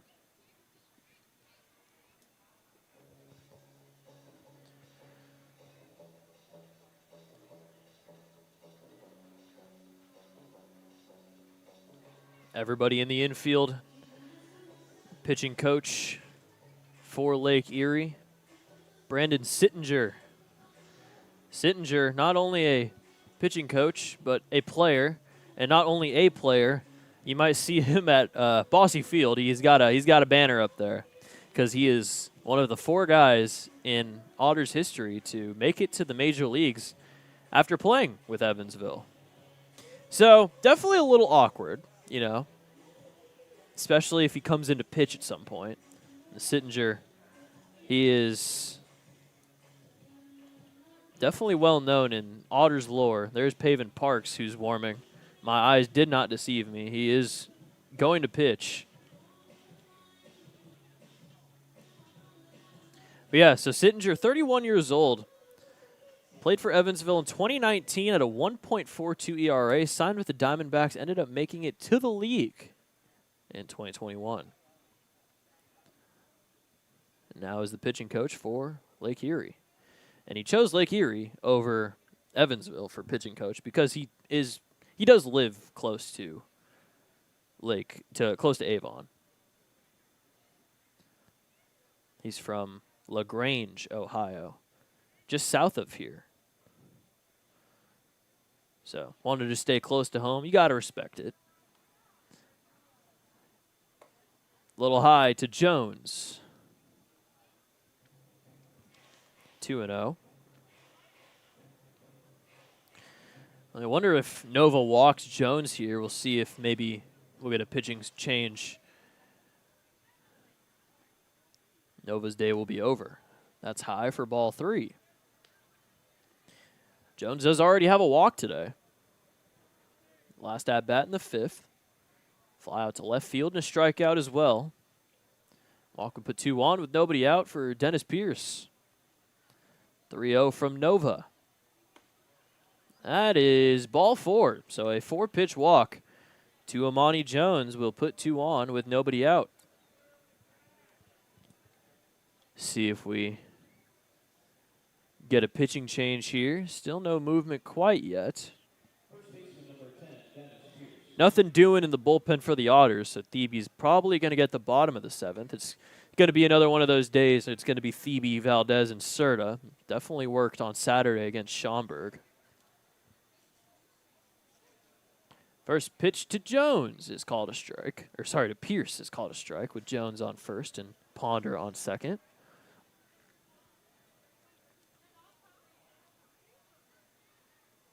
Ponder has tried to swipe third before, but he got caught stealing. Called strike 2.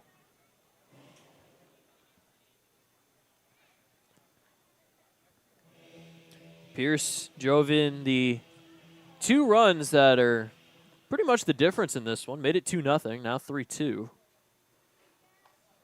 Gets a piece of it, fouls it over to the Otters dugout. Otters are housed on the first base side of things here at Forefront Field. Third base for Lake Erie.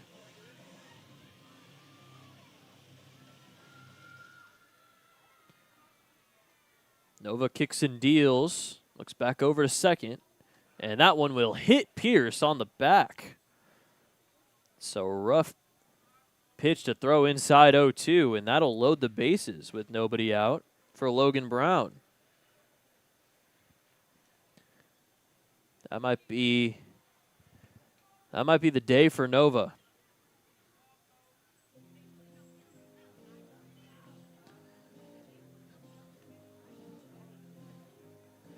So, a single to Ponder on a great bunt, then a walk and a hit by pitch. And Fraynell Nova's day is over as he is responsible for all 3 runners on. We'll have a new pitcher come in. And we'll take a quick break. Otters looking to extend that 1-run lead, and they're in a very good spot to do so on the Otters Digital Network.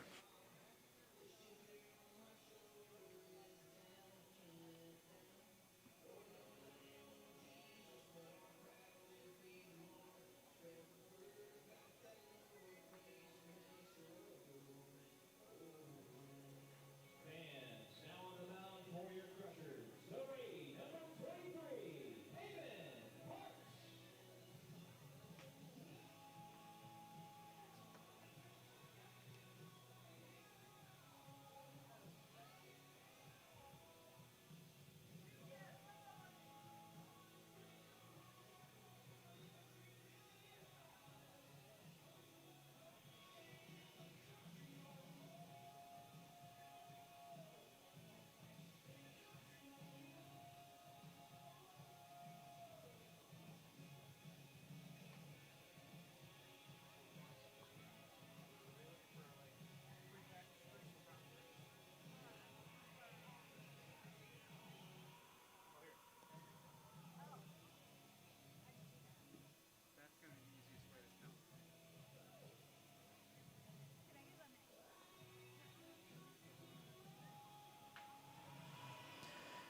So definitely a risky decision here from the Crushers, putting in Paven Parks. He has a 16.88 ERA, only in 2 2/3, but he's pitched in 2 games. He's given up 5 earned runs. He has not pitched in almost a month. But they're going to bring him in with the bases loaded and nobody out. As Parks tries to defend a 1-run deficit and keep it at 1. And he'll face off against his former teammate in Logan Brown. Logan Brown 2 for 3 today. 2 singles, grounded out in the 3rd. Corners are in here with nobody out. Swing and a miss for strike 1. Now, these 2 guys played on the Otters last season. 4 pitching appearances for Parks last year. One of them was against Lake Erie, May 23rd. He threw an inning, gave up a run and 3 hits.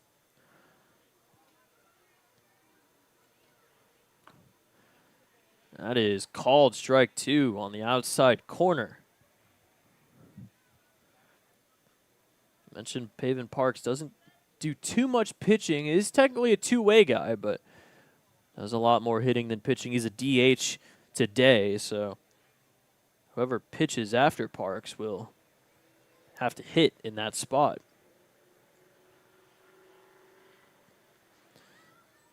Oh, 2 to Logan Brown. That one is into right field, a base hit. 1 run will score. Everybody advances 90 feet. And Logan Brown brings in a 4th. Otters are back up 2. It's 4-2 Otts.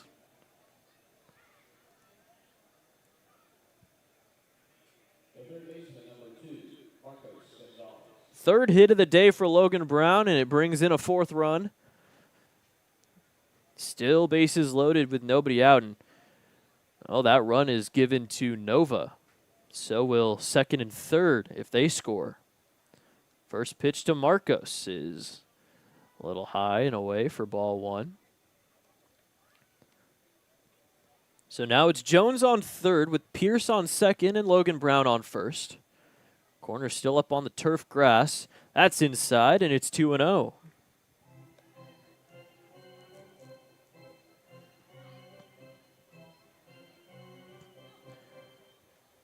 Parks, after giving up the single, now having a bit of a rough time locating.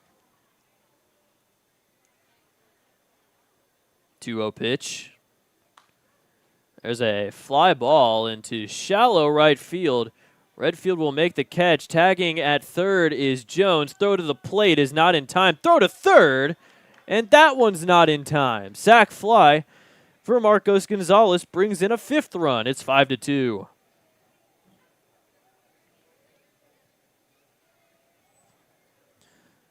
A smart base running from Dennis Pierce to try and take the extra 90. And now he's at third with one out. Logan Brown stays at first. Sam Linscott will try to extend the lead. This is the largest lead the Otters have had today. Good old 3-run cushion for the bullpen. And we'll pull cards soon. You have to probably wait until the end of this inning. See if anything more happens with Linscott. Linscott's swinging a hot bat. He's 1 for 3 today, though. He has a single in the second inning. Fielder's choice ended up scoring in the fourth and struck out swinging in the sixth. Another run charged to Nova. Check swing. He did go around. I'm obliged to agree. It's 1-1.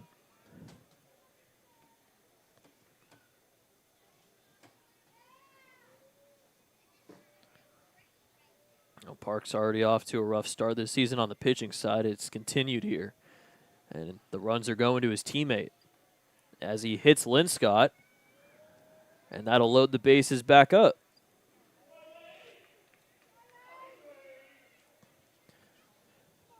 It's been single walk, hit by pitch, single sac fly, and a hit by pitch.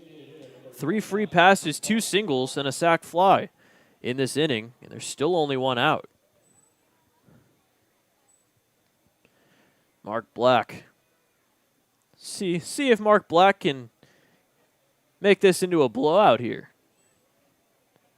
Haven't seen a grand slam yet this season. That's ripped into center field and a base hit. Everyone will advance an extra base as a run comes in. Pierce scores and Mark Black continues the hot hitting.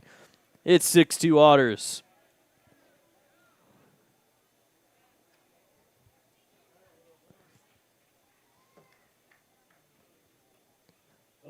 Station to station for the guys, and it's still bases loaded. J.J. Cruz, he's having a good day today, 2 for 3.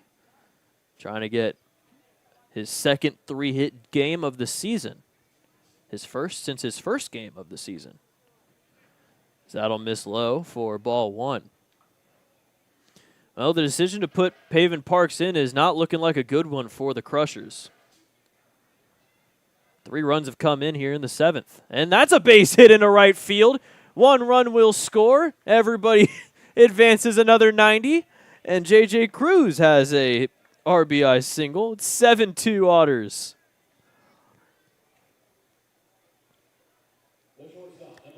Everyone's hitting off of Pavin Parks today. A 4-run 7th.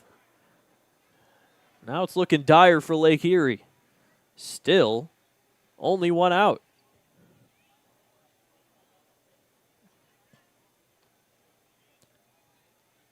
First pitch to Salvaggio is swung on and missed. So all 3 runners that Nova had have scored. His day is officially done. One of those runs was charged to Parks. That will miss. Nova finishes his day with 6 innings, 9 hits, 6 earned runs, 4 walks, 3 strikeouts.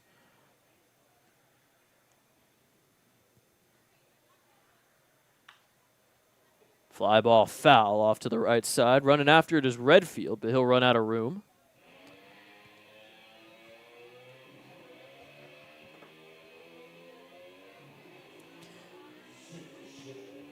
Four singles, 3 free passes, and a sac fly have made up this inning.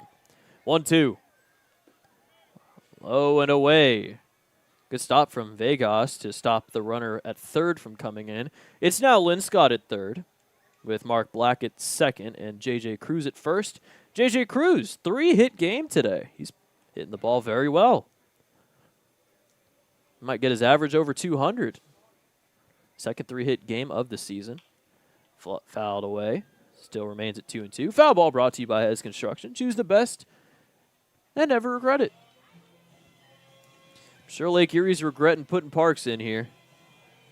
So he's given up 3 hits. He's hit a man. Somebody else warming in the bullpen for Lake Erie. That's outside, and it's 3-2. Walk would bring in another run, and it would put the top of the order back up.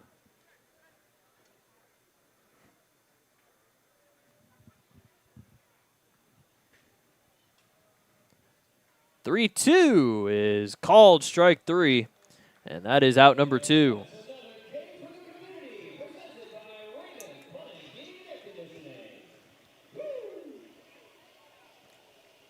First strikeout for Parks, out number 2 here in the 7th. John Ponder.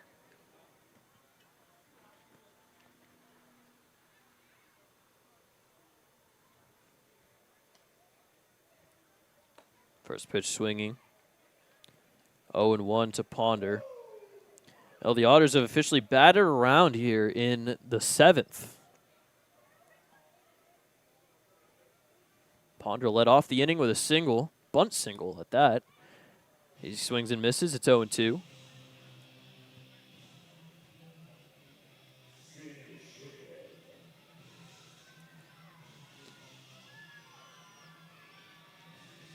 Ponder singled and scored one of the 4 runs, the first of 4. See if he can drive in a run. He will not. Swings and misses for strike 3.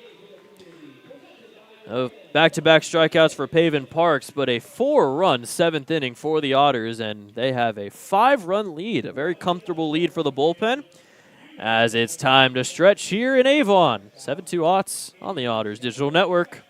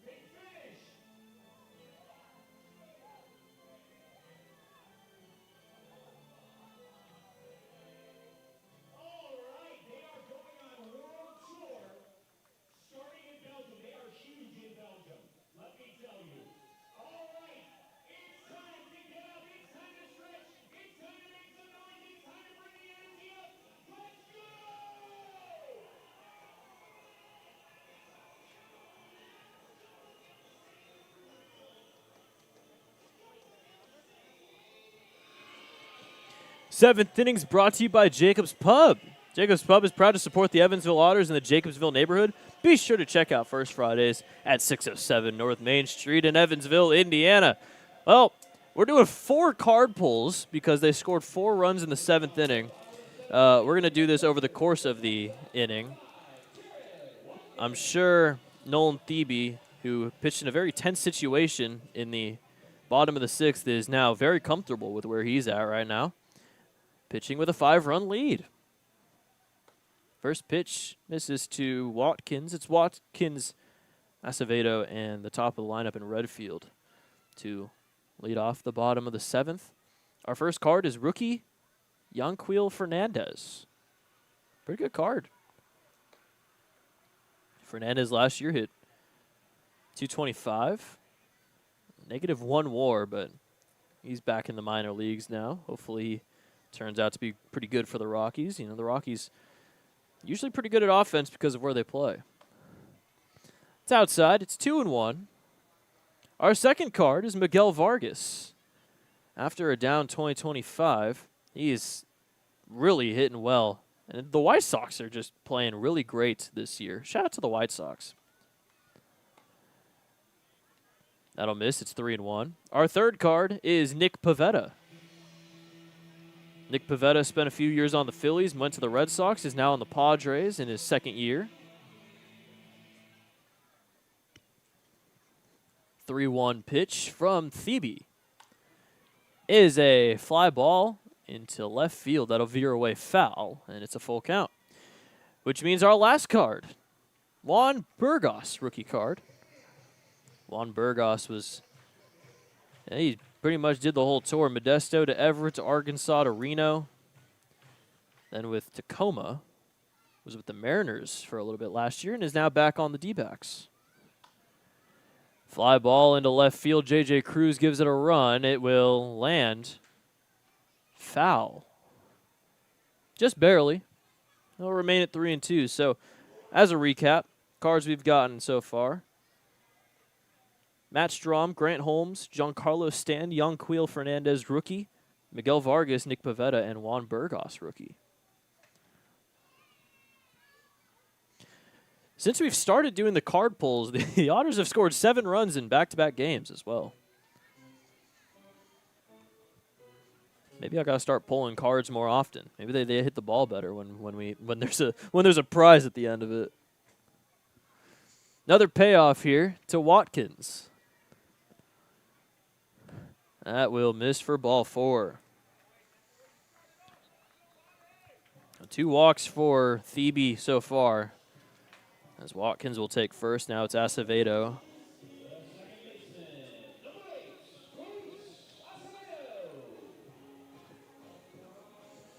Little mound visit between Logan Brown and Nolan Thebe, and Thebe did walk the first batter he saw last inning, but ended up getting out of it, leaving the runner at second base in Alfredo Gonzalez. Acevedo is 1 for 2, has a double, scored in the third, also has a ground out to third in the 5th inning. First time facing Thebe today. First pitch a little low.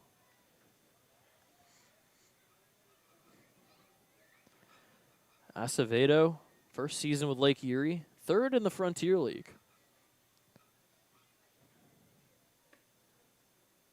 Called a strike. It's 1-1. Acevedo last season was with the New Jersey Jackals.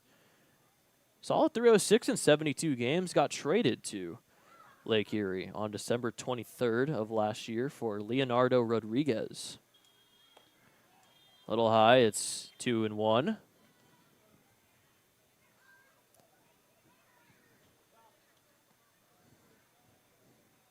That double in the 3rd inning was his 5th of the year. Called a strike. It's 2-2. Acevedo has 6 multi-hit games so far this season. His last one was on the 29th against Washington. He was one of the guys that wasn't able to make it on the Canada road trip. 2-2. A little low and in. Another full count here for Thebe. There's some motion in the bullpen for Lake Erie. Payoff pitch here yet again for Thebe. There's a fly ball into deep left field. Going back is Cruz, and that one is a 2-run homer for Luis Acevedo.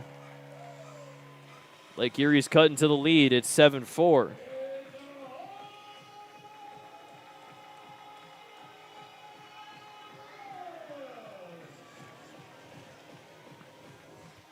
Well, luckily the Otters did get all those runs in the top of the 7th, because if they didn't get any runs, then Lake Erie would have the lead right now.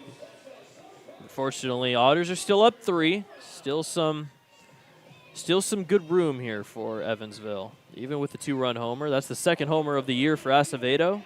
RBIs number 10 and 11 as we're back to the top of the order. Joe Redfield, 0 for 3 today. First pitch called a strike.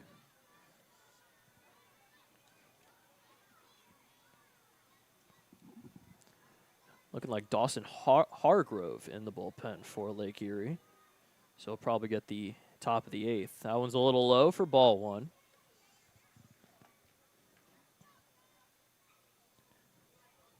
Redfield has 2 groundouts and a flyout to center so far in his 3 ABs.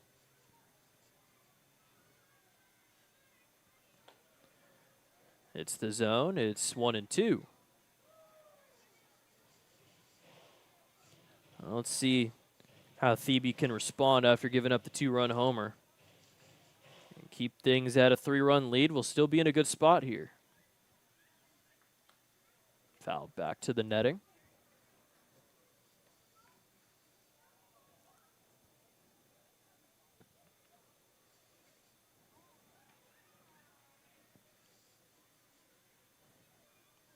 Another 1-2. And another foul ball. Oh, Redfield was with Sam Houston State before getting drafted.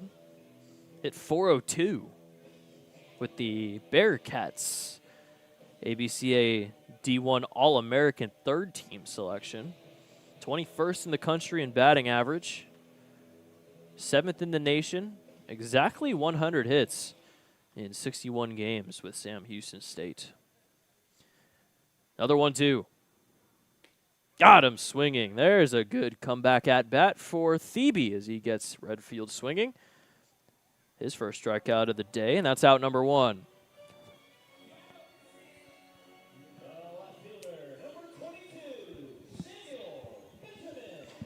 Well, Samuel Benjamin's been a hard out today. He is 2 for 3. 2 singles. One of them drove in a run in the 3rd. He singled it and scored in the 6th. So he was involved in the first 2 runs before that home run from Acevedo. Fights one off, fouls it back, like right into the Crushers' dugout. And it's 0-1.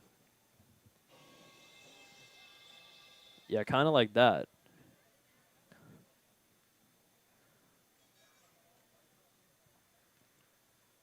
Oh, 1.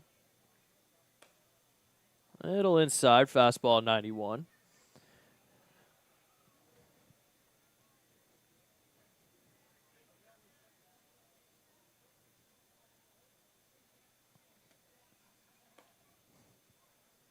Called ball 2. Benjamin is 2nd season in professional baseball. He was earlier this season with the Chinese Professional Baseball Winter League, the Shenzhen Blue Sox. So that's outside for ball 3. He was on that Blue Sox team. They ended up winning the CPB championship. He hit .339. There's only 16 games because it's a winter league. But still a big part of that team, championship winning team. Swing and a miss, and it's another full count. So 3 full counts and 4 batters for Thebe as he's raising his pitching count a little bit here in this 2nd inning of work. Ryan Wiltsey finishes with 5 2/3, 5 hits, 2 earned runs, 1 walk, and 1 strikeout. Very solid from him. That is low for ball 4, and it's another walk for Thebe, his 3rd today. And it's the 3rd time that Benjamin has reached base today. Derek Vegas.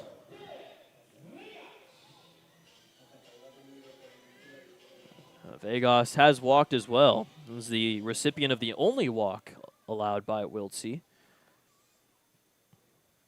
First pitch is just going to miss for ball 1.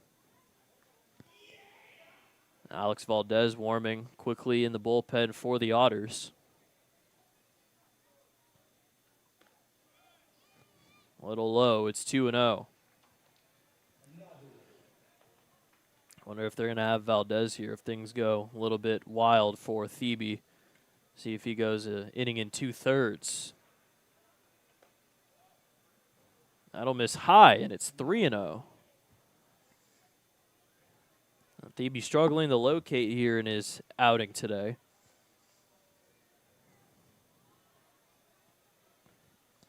3-0. Called a strike. It's 3-1. Vegas 0 for 2 otherwise with the walk. Does have a strikeout in his last 6 games. Does not have one today. But that will miss for ball 4. 3 walks in this inning for Thebe, 4 overall in his outing out of the bullpen. We'll see how much of a leash Thebe gets here as he faces off against the lefty and Jacob Tobias. Max Peterson's going to come out, though.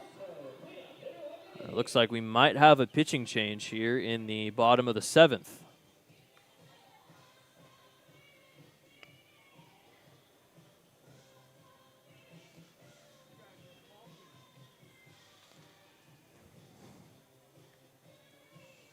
Might just be a mound visit.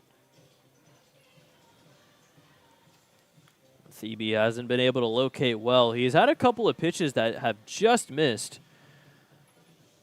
but still has walked 4 guys compared to 1 strikeout. And he's given up the 2-run homer already to Acevedo. And now with 2 on, Tobias is representing the tying run as they will take Thebe out of the game. So Alex Valdez will come in as Thebe walks 3. He's got the responsibility of both runners. Samuel Benjamin at second base, Derek Vegas at first. Valdez will try to keep this lead going for the Otters in a 7-4 game on the Otters Digital Network.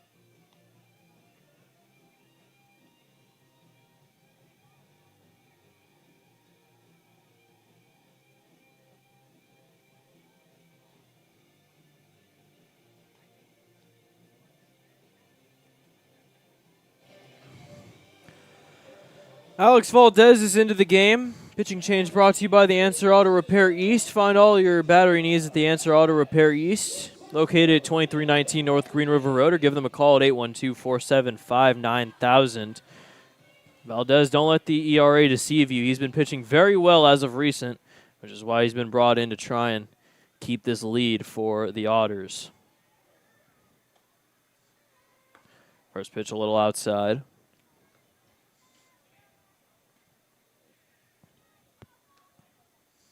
Usually only pitches 1 inning, but got to wonder here if he gets the last half of the 7th here and the 8th.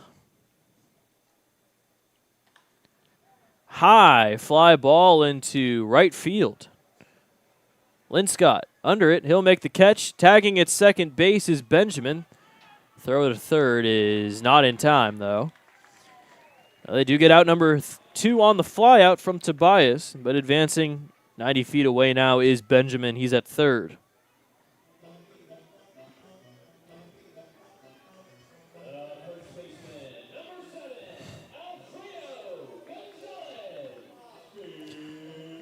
Still the batter representing the tying run, Alfredo Gonzalez. Hit an RBI double in the 6th inning, made it 3-2. And that's just been all scoring since then. Now it's 7-4. Swing and a miss for strike 1.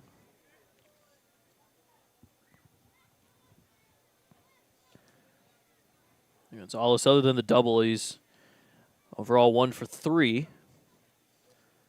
2 runs here in the bottom of the 7th have cut the lead back down to 3 for the Otters as he swings in a foul tip. And he's got him in a good pitcher's count, 0-2.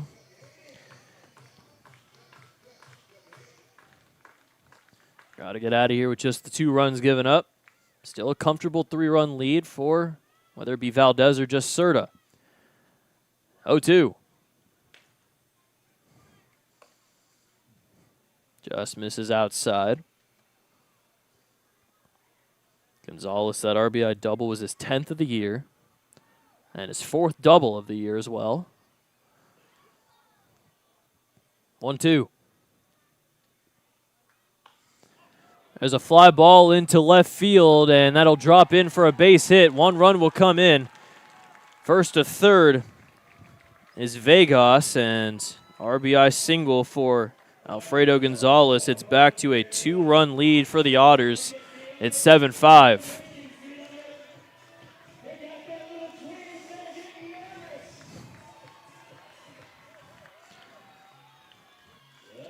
Tying run is now at first, and the go-ahead run is at the plate in Sebastian Alexander. Lake Erie's done a good job of responding here offensively after giving up the 4 runs. First pitch hits the zone for strike 1. Alexander doesn't have a hit yet today. He's 0 for 2. He has a walk in his last at-bat. He was the first walk issued by Phoebe. 0-1.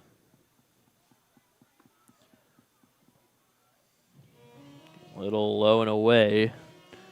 Evens up the count at 1 apiece.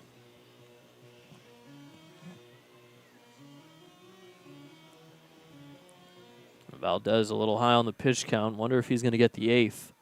1-1. There's a fly ball into center field. Ponder, it will run it down, and that's out number 3. So Lake Erie responds after the Otters put up 4 with 3 runs of their own. And it's back to a close game, 7-5 as we hit the 8th on the Otters Digital Network.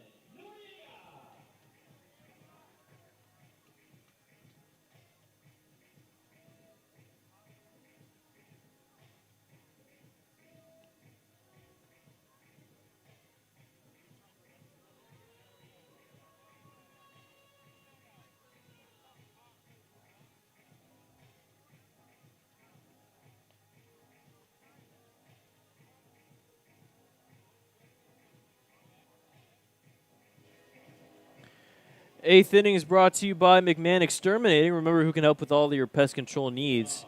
McMahon can.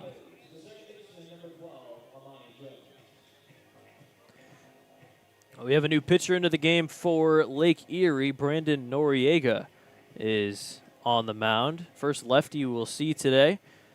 24 years old from Miami. Rocking the number 9. He'll face off against Tamani Jones, Dennis Pierce, and Logan Brown. 2, 3, 4 guys in the lineup. as Monty Jones will hit from the right side for the first time today. 0 for 2, he's reached twice on 2 walks. Walked in his last at-bat. That's ripped into left field, and it'll get over the head of Samuel Benjamin and off the wall. Monty Jones is into second base with a nice leadoff double as he extends his hitting streak to 12 games.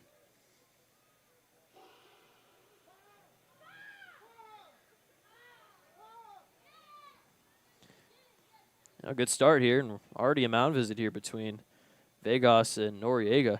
Otters were up by 5, and well, Lake Erie, they have some fight in them. Coming back, they're still down 2, though. The Otters have fight to go with the fight, if that makes sense. So they'll hopefully get a run across here after the leadoff double, make things a little bit more interesting. Looking like Valdez will get the 8th. There's no movement in the bullpen for Evansville. Dennis Pierce, he's already driven in 2 runs today. He's also gotten hit by a pitch and scored. First pitch hits the zone for strike 1. Noriega, first season with Lake Erie, signed back in April on the 13th. Has a 2.92 ERA in 12 1/3 innings.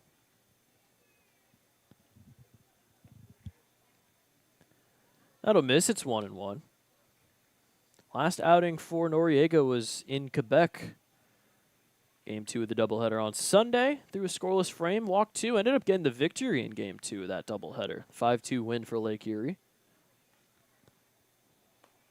Swing and a miss. It's 1-2. Enough back-to-back games with 5 runs scored for Lake Erie, and back-to-back games with 7 runs scored for Evansville.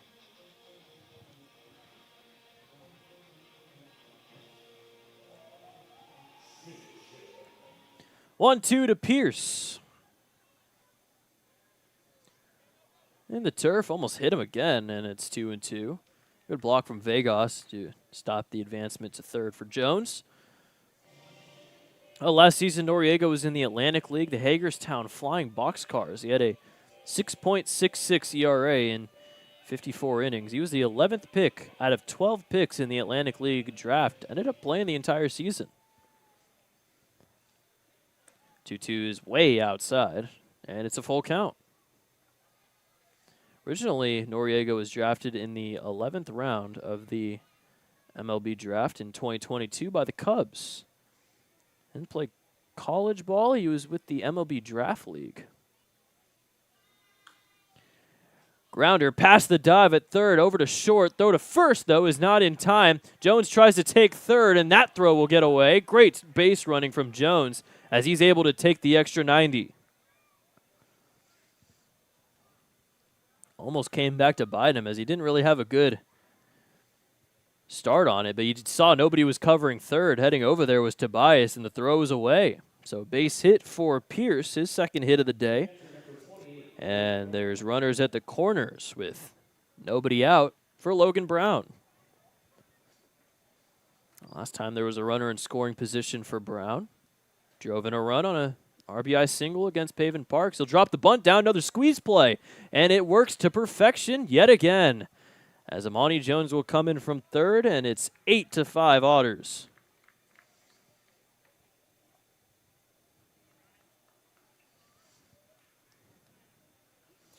Now Logan Brown, they just keep running him with the squeeze plays, and so far they're 3 for 3 on him. Dennis Pierce advances to second base, and now Marcos Gonzalez will try to bring him in. So the first pitch is called a strike. Paints the outside corner for strike one. Gonzalez 1 for 3. Single and 2 flyouts to center, as well as a sac fly. He does already have an RBI today. The Otters score an 8th run, which means we get to do another card pull. Yay! At this rate, they might score 29 runs in this series. 0-2. Stays alive. Got a piece of it. We'll do the quick card pull right now. Who did we get? We got Ezekiel Tovar. Shout out Ezekiel Tovar. Really doing special stuff with the Rockies. We've gotten a couple of Rockies today. Maybe it's because of Griff Hughes, who is in the Rockies organization. We miss you, Griff. We miss you. 1-2. Fouled away. Another excuse me swing to stay alive for Gonzalez.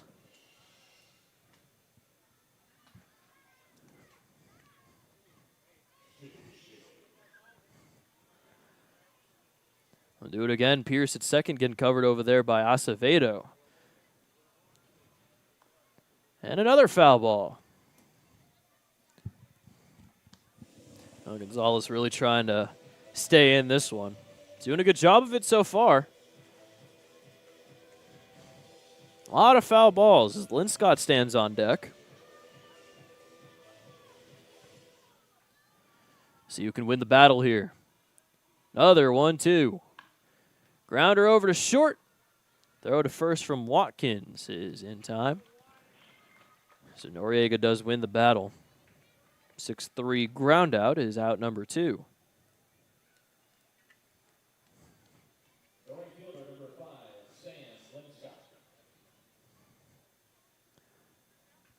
So 2 outs now with Pierce at second base. Linscott is up. He's reached 3 times today. First pitch straightens him up a little bit.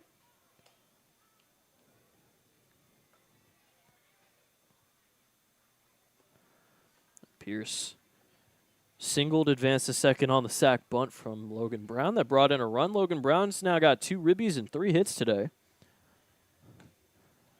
Hits the zone.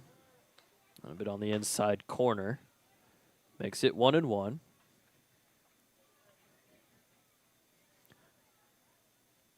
Noriega was with the West Virginia Black Bears in 2022. Was coached by, if you're a Cardinals fan out there, you know this guy, Jed Jerko.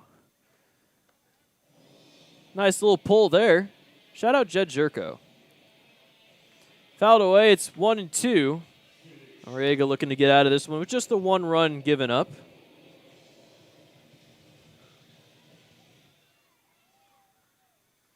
Here's the pitch. Will miss a little low. Evens the count up at 2-2.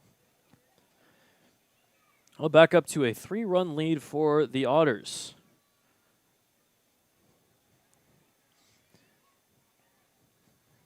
Hopefully this ends like it did on the other side, though, for Schomburg on Sunday. Grounder to short. Watkins been busy over there this inning. He'll toss to first. And that is out number 3. Otters get another run. They're still trying to pull away. Lake Erie keeps battling, though. We'll head to the bottom of the 8th. 6 outs away from an Otters win as Valdez is back out there on the Otters Digital Network.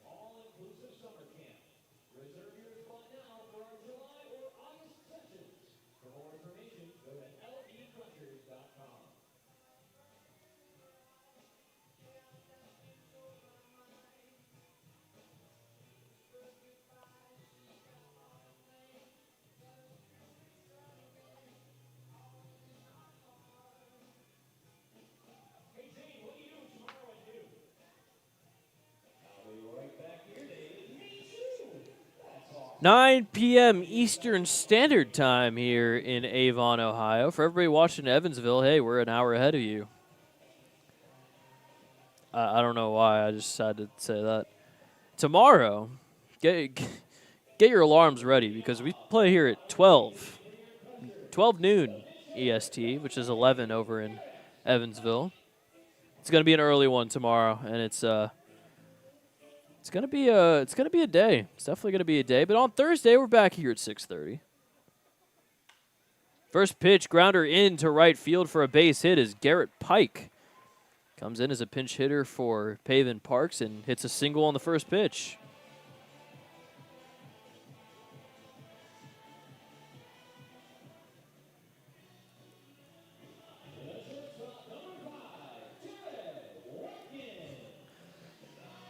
So, good RBI, or no, sorry, leadoff single for Pike.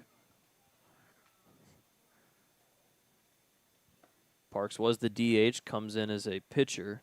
Pike coming in for him and doing some good damage.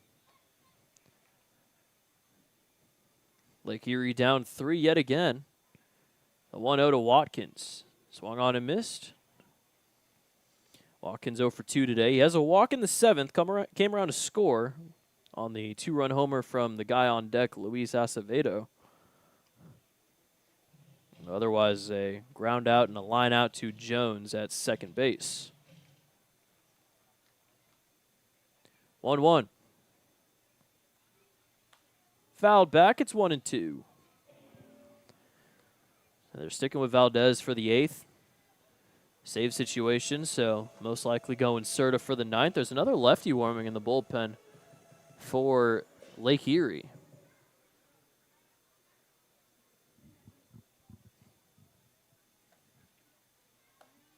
That'll miss. 2-2. That lefty is Kenny Pearson.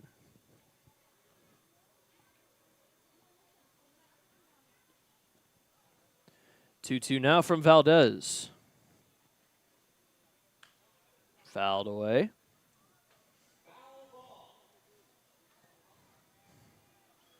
Last year for Watkins, 9 for 32 against the Otters.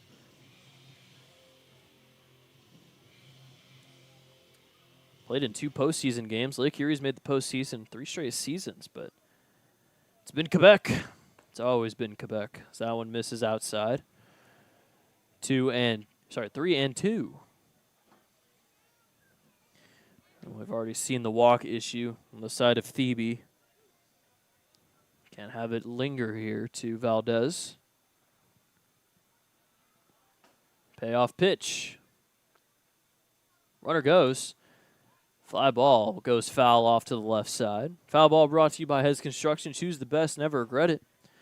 Walk would put 2 on with nobody out, and the tying run in Acevedo, who already has a home run today. So, kind of a must out here, if that's even a word. Another payoff. Runner goes again. Called strike 3. Throw goes into shallow center, but a nice backup from Amani Jones. Watkins gets called out on strikes. First strikeout of the day for Valdez. But taking second is Pike.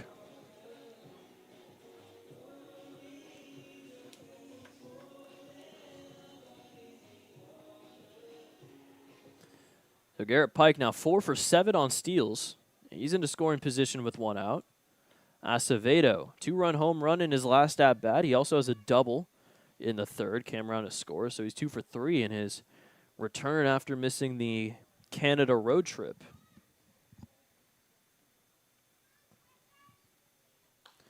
1-0, grounder over to short. Salvaggio scoops it up, throws to first, and that's out number 2.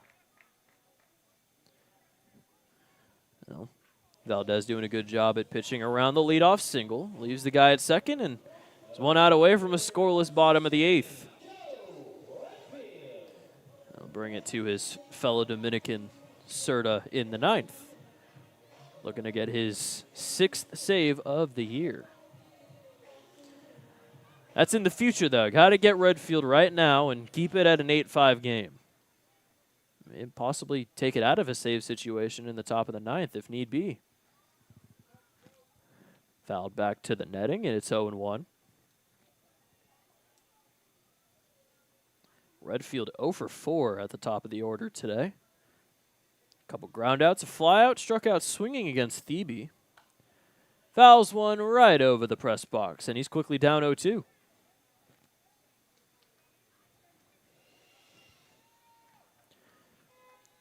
Trying to leave that runner at second base. Garrett Pike, the leadoff single. 0-2.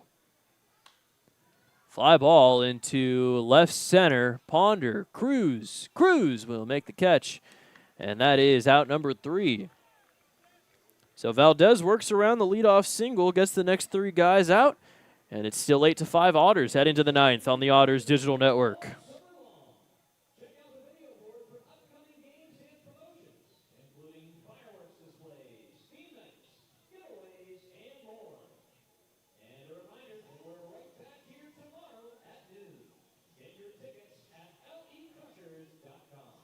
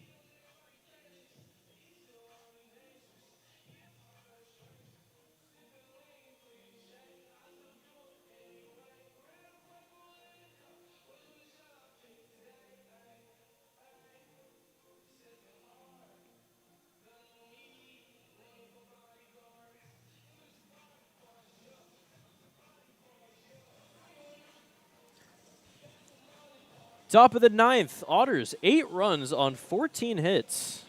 They're doing a great job so far today. They are 15-2 when they out-hit their opponent, and they're out-hitting them today. So 16-2 could be in the horizon.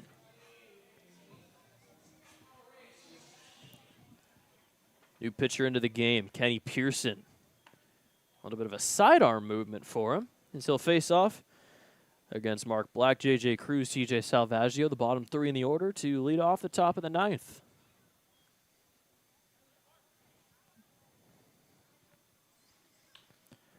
Grounder to second. Acevedo tosses to first, and that's out number 1.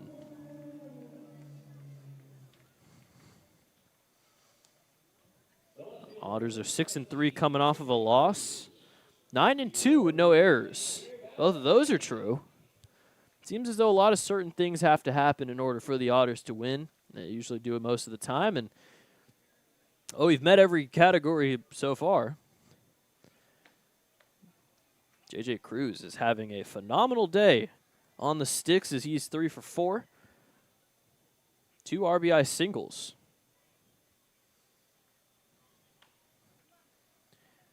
Quickly down 0-2, though. Kenny Pearson's the new pitcher into the game. Local guy. He's from Sheffield, Ohio. Sheffield is literally down the street from here. He grew up going to Lake Erie Crusher games. Actually worked the concession stands here at Forefront Field when he was in high school. So knows this place quite well, and I'm sure he's ecstatic to be pitching here. He's been here for 3 seasons now.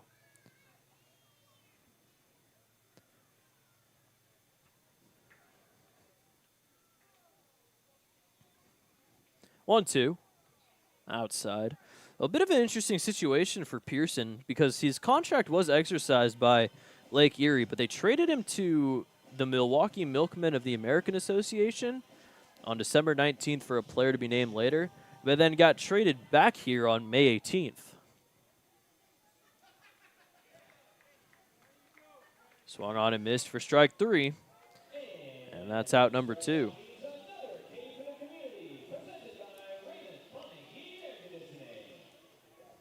Last outing for Pearson, he went 2 scoreless in Game 2 of the doubleheader against Quebec on Sunday. TJ Salvaggio, he's 1 for 4 today. Singled in the third, came around to score. As he fouls one away. Now Salvaggio has a little bit of a weird stat. He's gotten exactly 1 hit in 7 straight games. Now he's got the 11-game hitting streak already because of the single, but he does only have 1 hit here, so possibly could make it 8.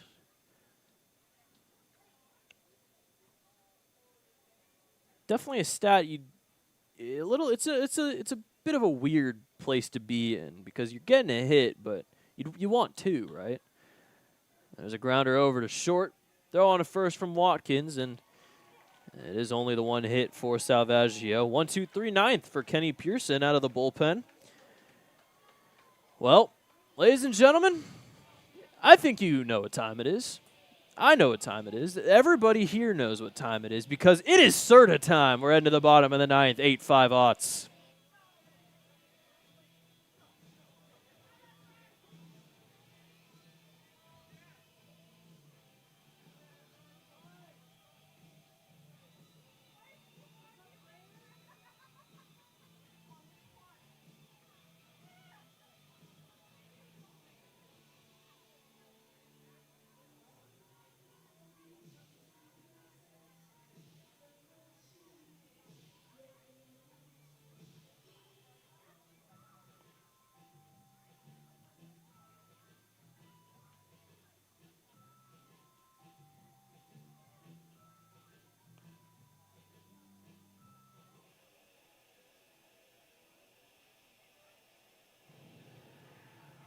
I have a public service announcement.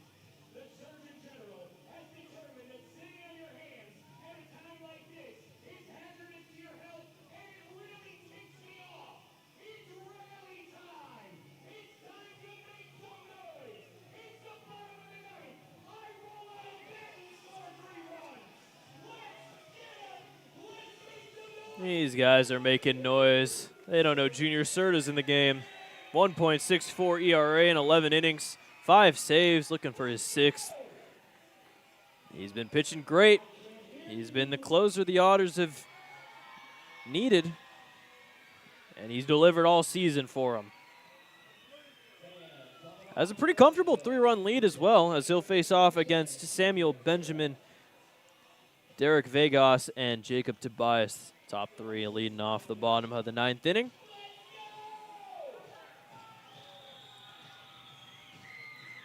Otters trying to win the first game of the series and advance to 17-10. 7 games over 500 for the umpteenth time. Can never get to that 8 game over though. That's a bit of a threshold for them. See if they could do it tomorrow. They got to get this win though tonight. First pitch to Samuel Benjamin is inside for ball 1.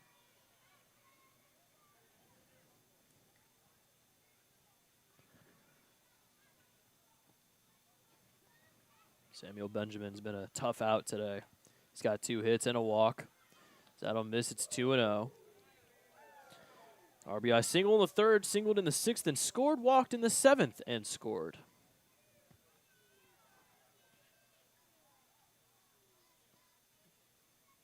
Two-0 is called a strike. 93 on the fastball, a little inside. It's 2-1.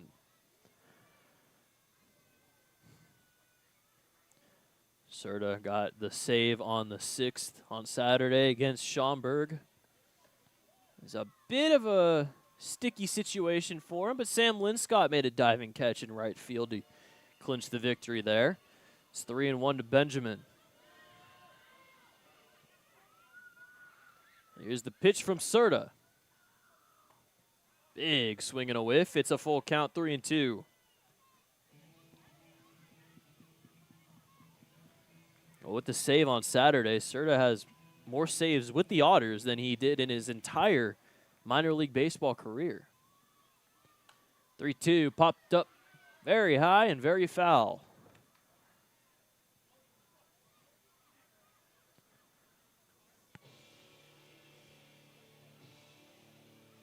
2, 3, 4 guys, probably the toughest in the order for Lake Erie. Walks have been an issue for the bullpen as Logan Brown will come out. 4 walks from the bullpen from Thebe. Valdez gave up the RBI single to Alfredo Gonzalez. It was a 3-run bottom of the 7th inning. But Valdez did pitch a scoreless 8th. Kept the Otters up 3. Now a 3-2 from Serta. Just misses outside, and that's ball 4. So leadoff walk for Samuel Benjamin as he reaches for the 4th time today. 2 walks and 2 singles, and Derek Vegas.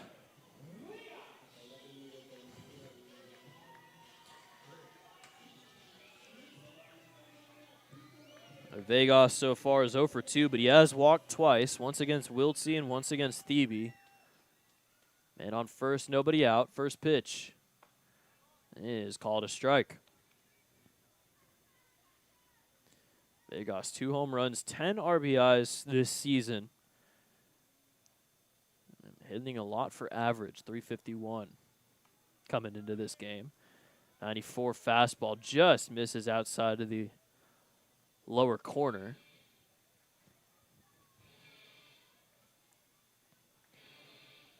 One.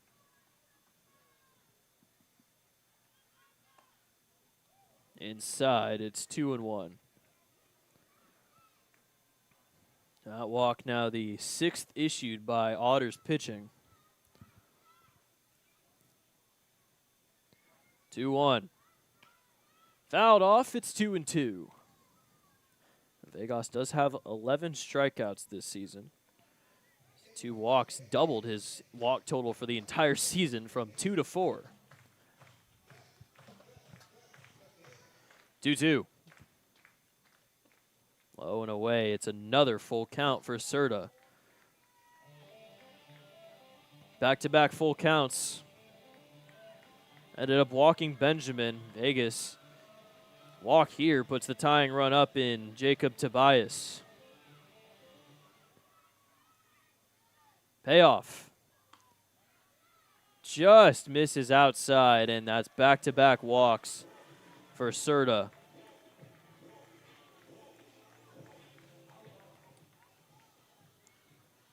That'll bring up Jacob Tobias as he's representing now the tying run in the bottom of the 9th.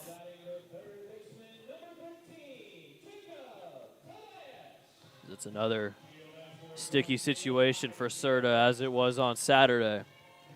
Tobias 4 homers, 17 RBIs, but he's 0 for 4 today. Called a strike, it's 0-1.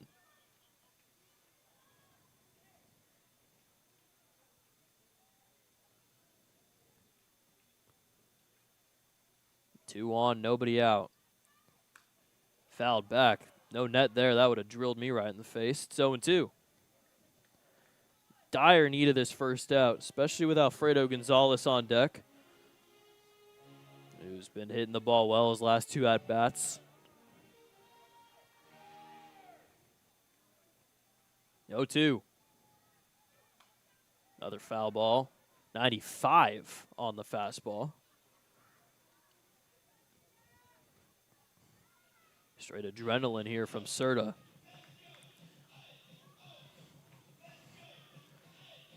Benjamin on second base. Derek Vegas on first.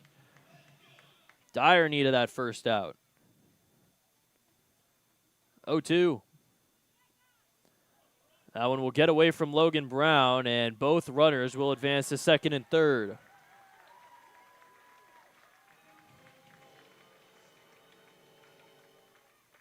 Now pitch in the dirt.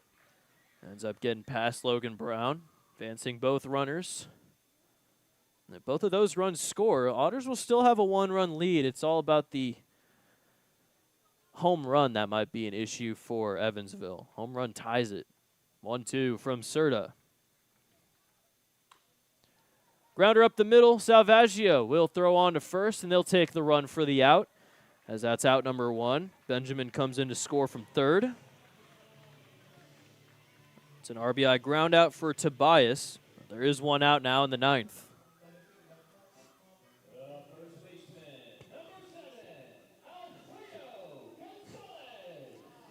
Alfredo Gonzalez, runner on third, one out. 2 for his last 2. He has an RBI double in the 6th, RBI single in the 7th. And that was after 2 groundouts to start his day.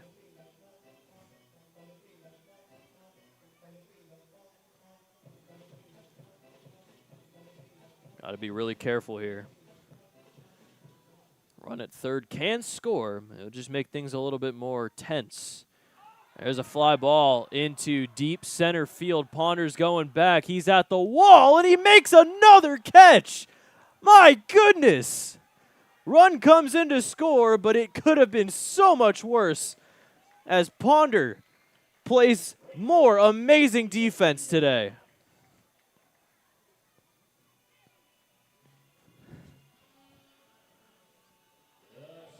Look at this. Another one at the wall. Sac fly for Gonzalez, but out number 2. Run comes in, makes it 8-7. But man, that was about 3 feet away from being a lot worse.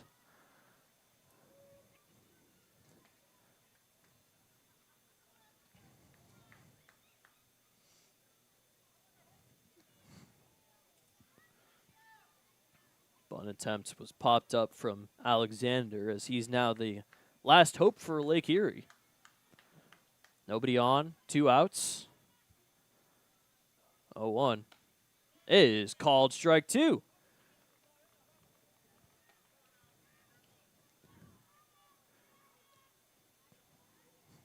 Last strike here for Lake Erie in the 9th.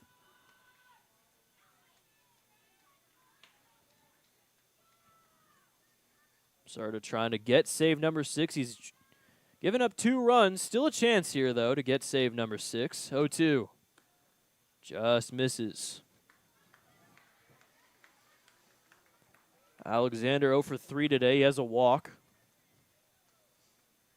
2 flyouts to center. He's already been a victim of John Ponder's insane defense. 1-2. Grounder to short. Salvaggio throws on to first, and the Otters win. And it went down to the very last batter, but Junior Serta picks up his 6th save of the year. And the Otters get another 1-run victory. We haven't seen one of those in a while. They now move to 6-1 in 1-run games this season. 16-2 when outscoring their opponents. And how about John Ponder? 1 for 5 day offensively, but he basically saved the day for the Otters with a couple of great defensive plays out in center. Otters pick up the win, 8 runs, 14 hits. The offense did its job.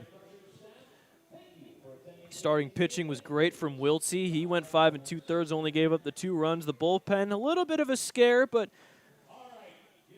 that'll happen. That'll happen. And overall, the Otters end up picking up the victory. They move to 17-10 on the year, and they're now just a game back of Washington in the division. On the other side, Lake Erie, 13-15 as their last place in the Central Division just keeps falling further. They definitely fought. They fought real hard. They scored 3 in the 7th, 2 in the 9th, but just barely missed out on pulling off the comeback. The Otters pull it off. They get the victory here. It was that 4-run 7th and the 1-run 8th. The sac bunt from Logan Brown ends up being the game-winning RBI as Evansville will head back to the hotel and happy. And tomorrow, it's a noon first pitch. Noon, 12 p.m. Eastern Standard Time, 11 p.m. for all of you watching in Evansville. But for everybody here at Forefront Field and with the Evansville Otters, I'm Evan Patoka. We'll see you tomorrow bright and early. Rise and shine for Game 2 of this series as the Otters look to win their first series on the road this season. We'll see you tomorrow.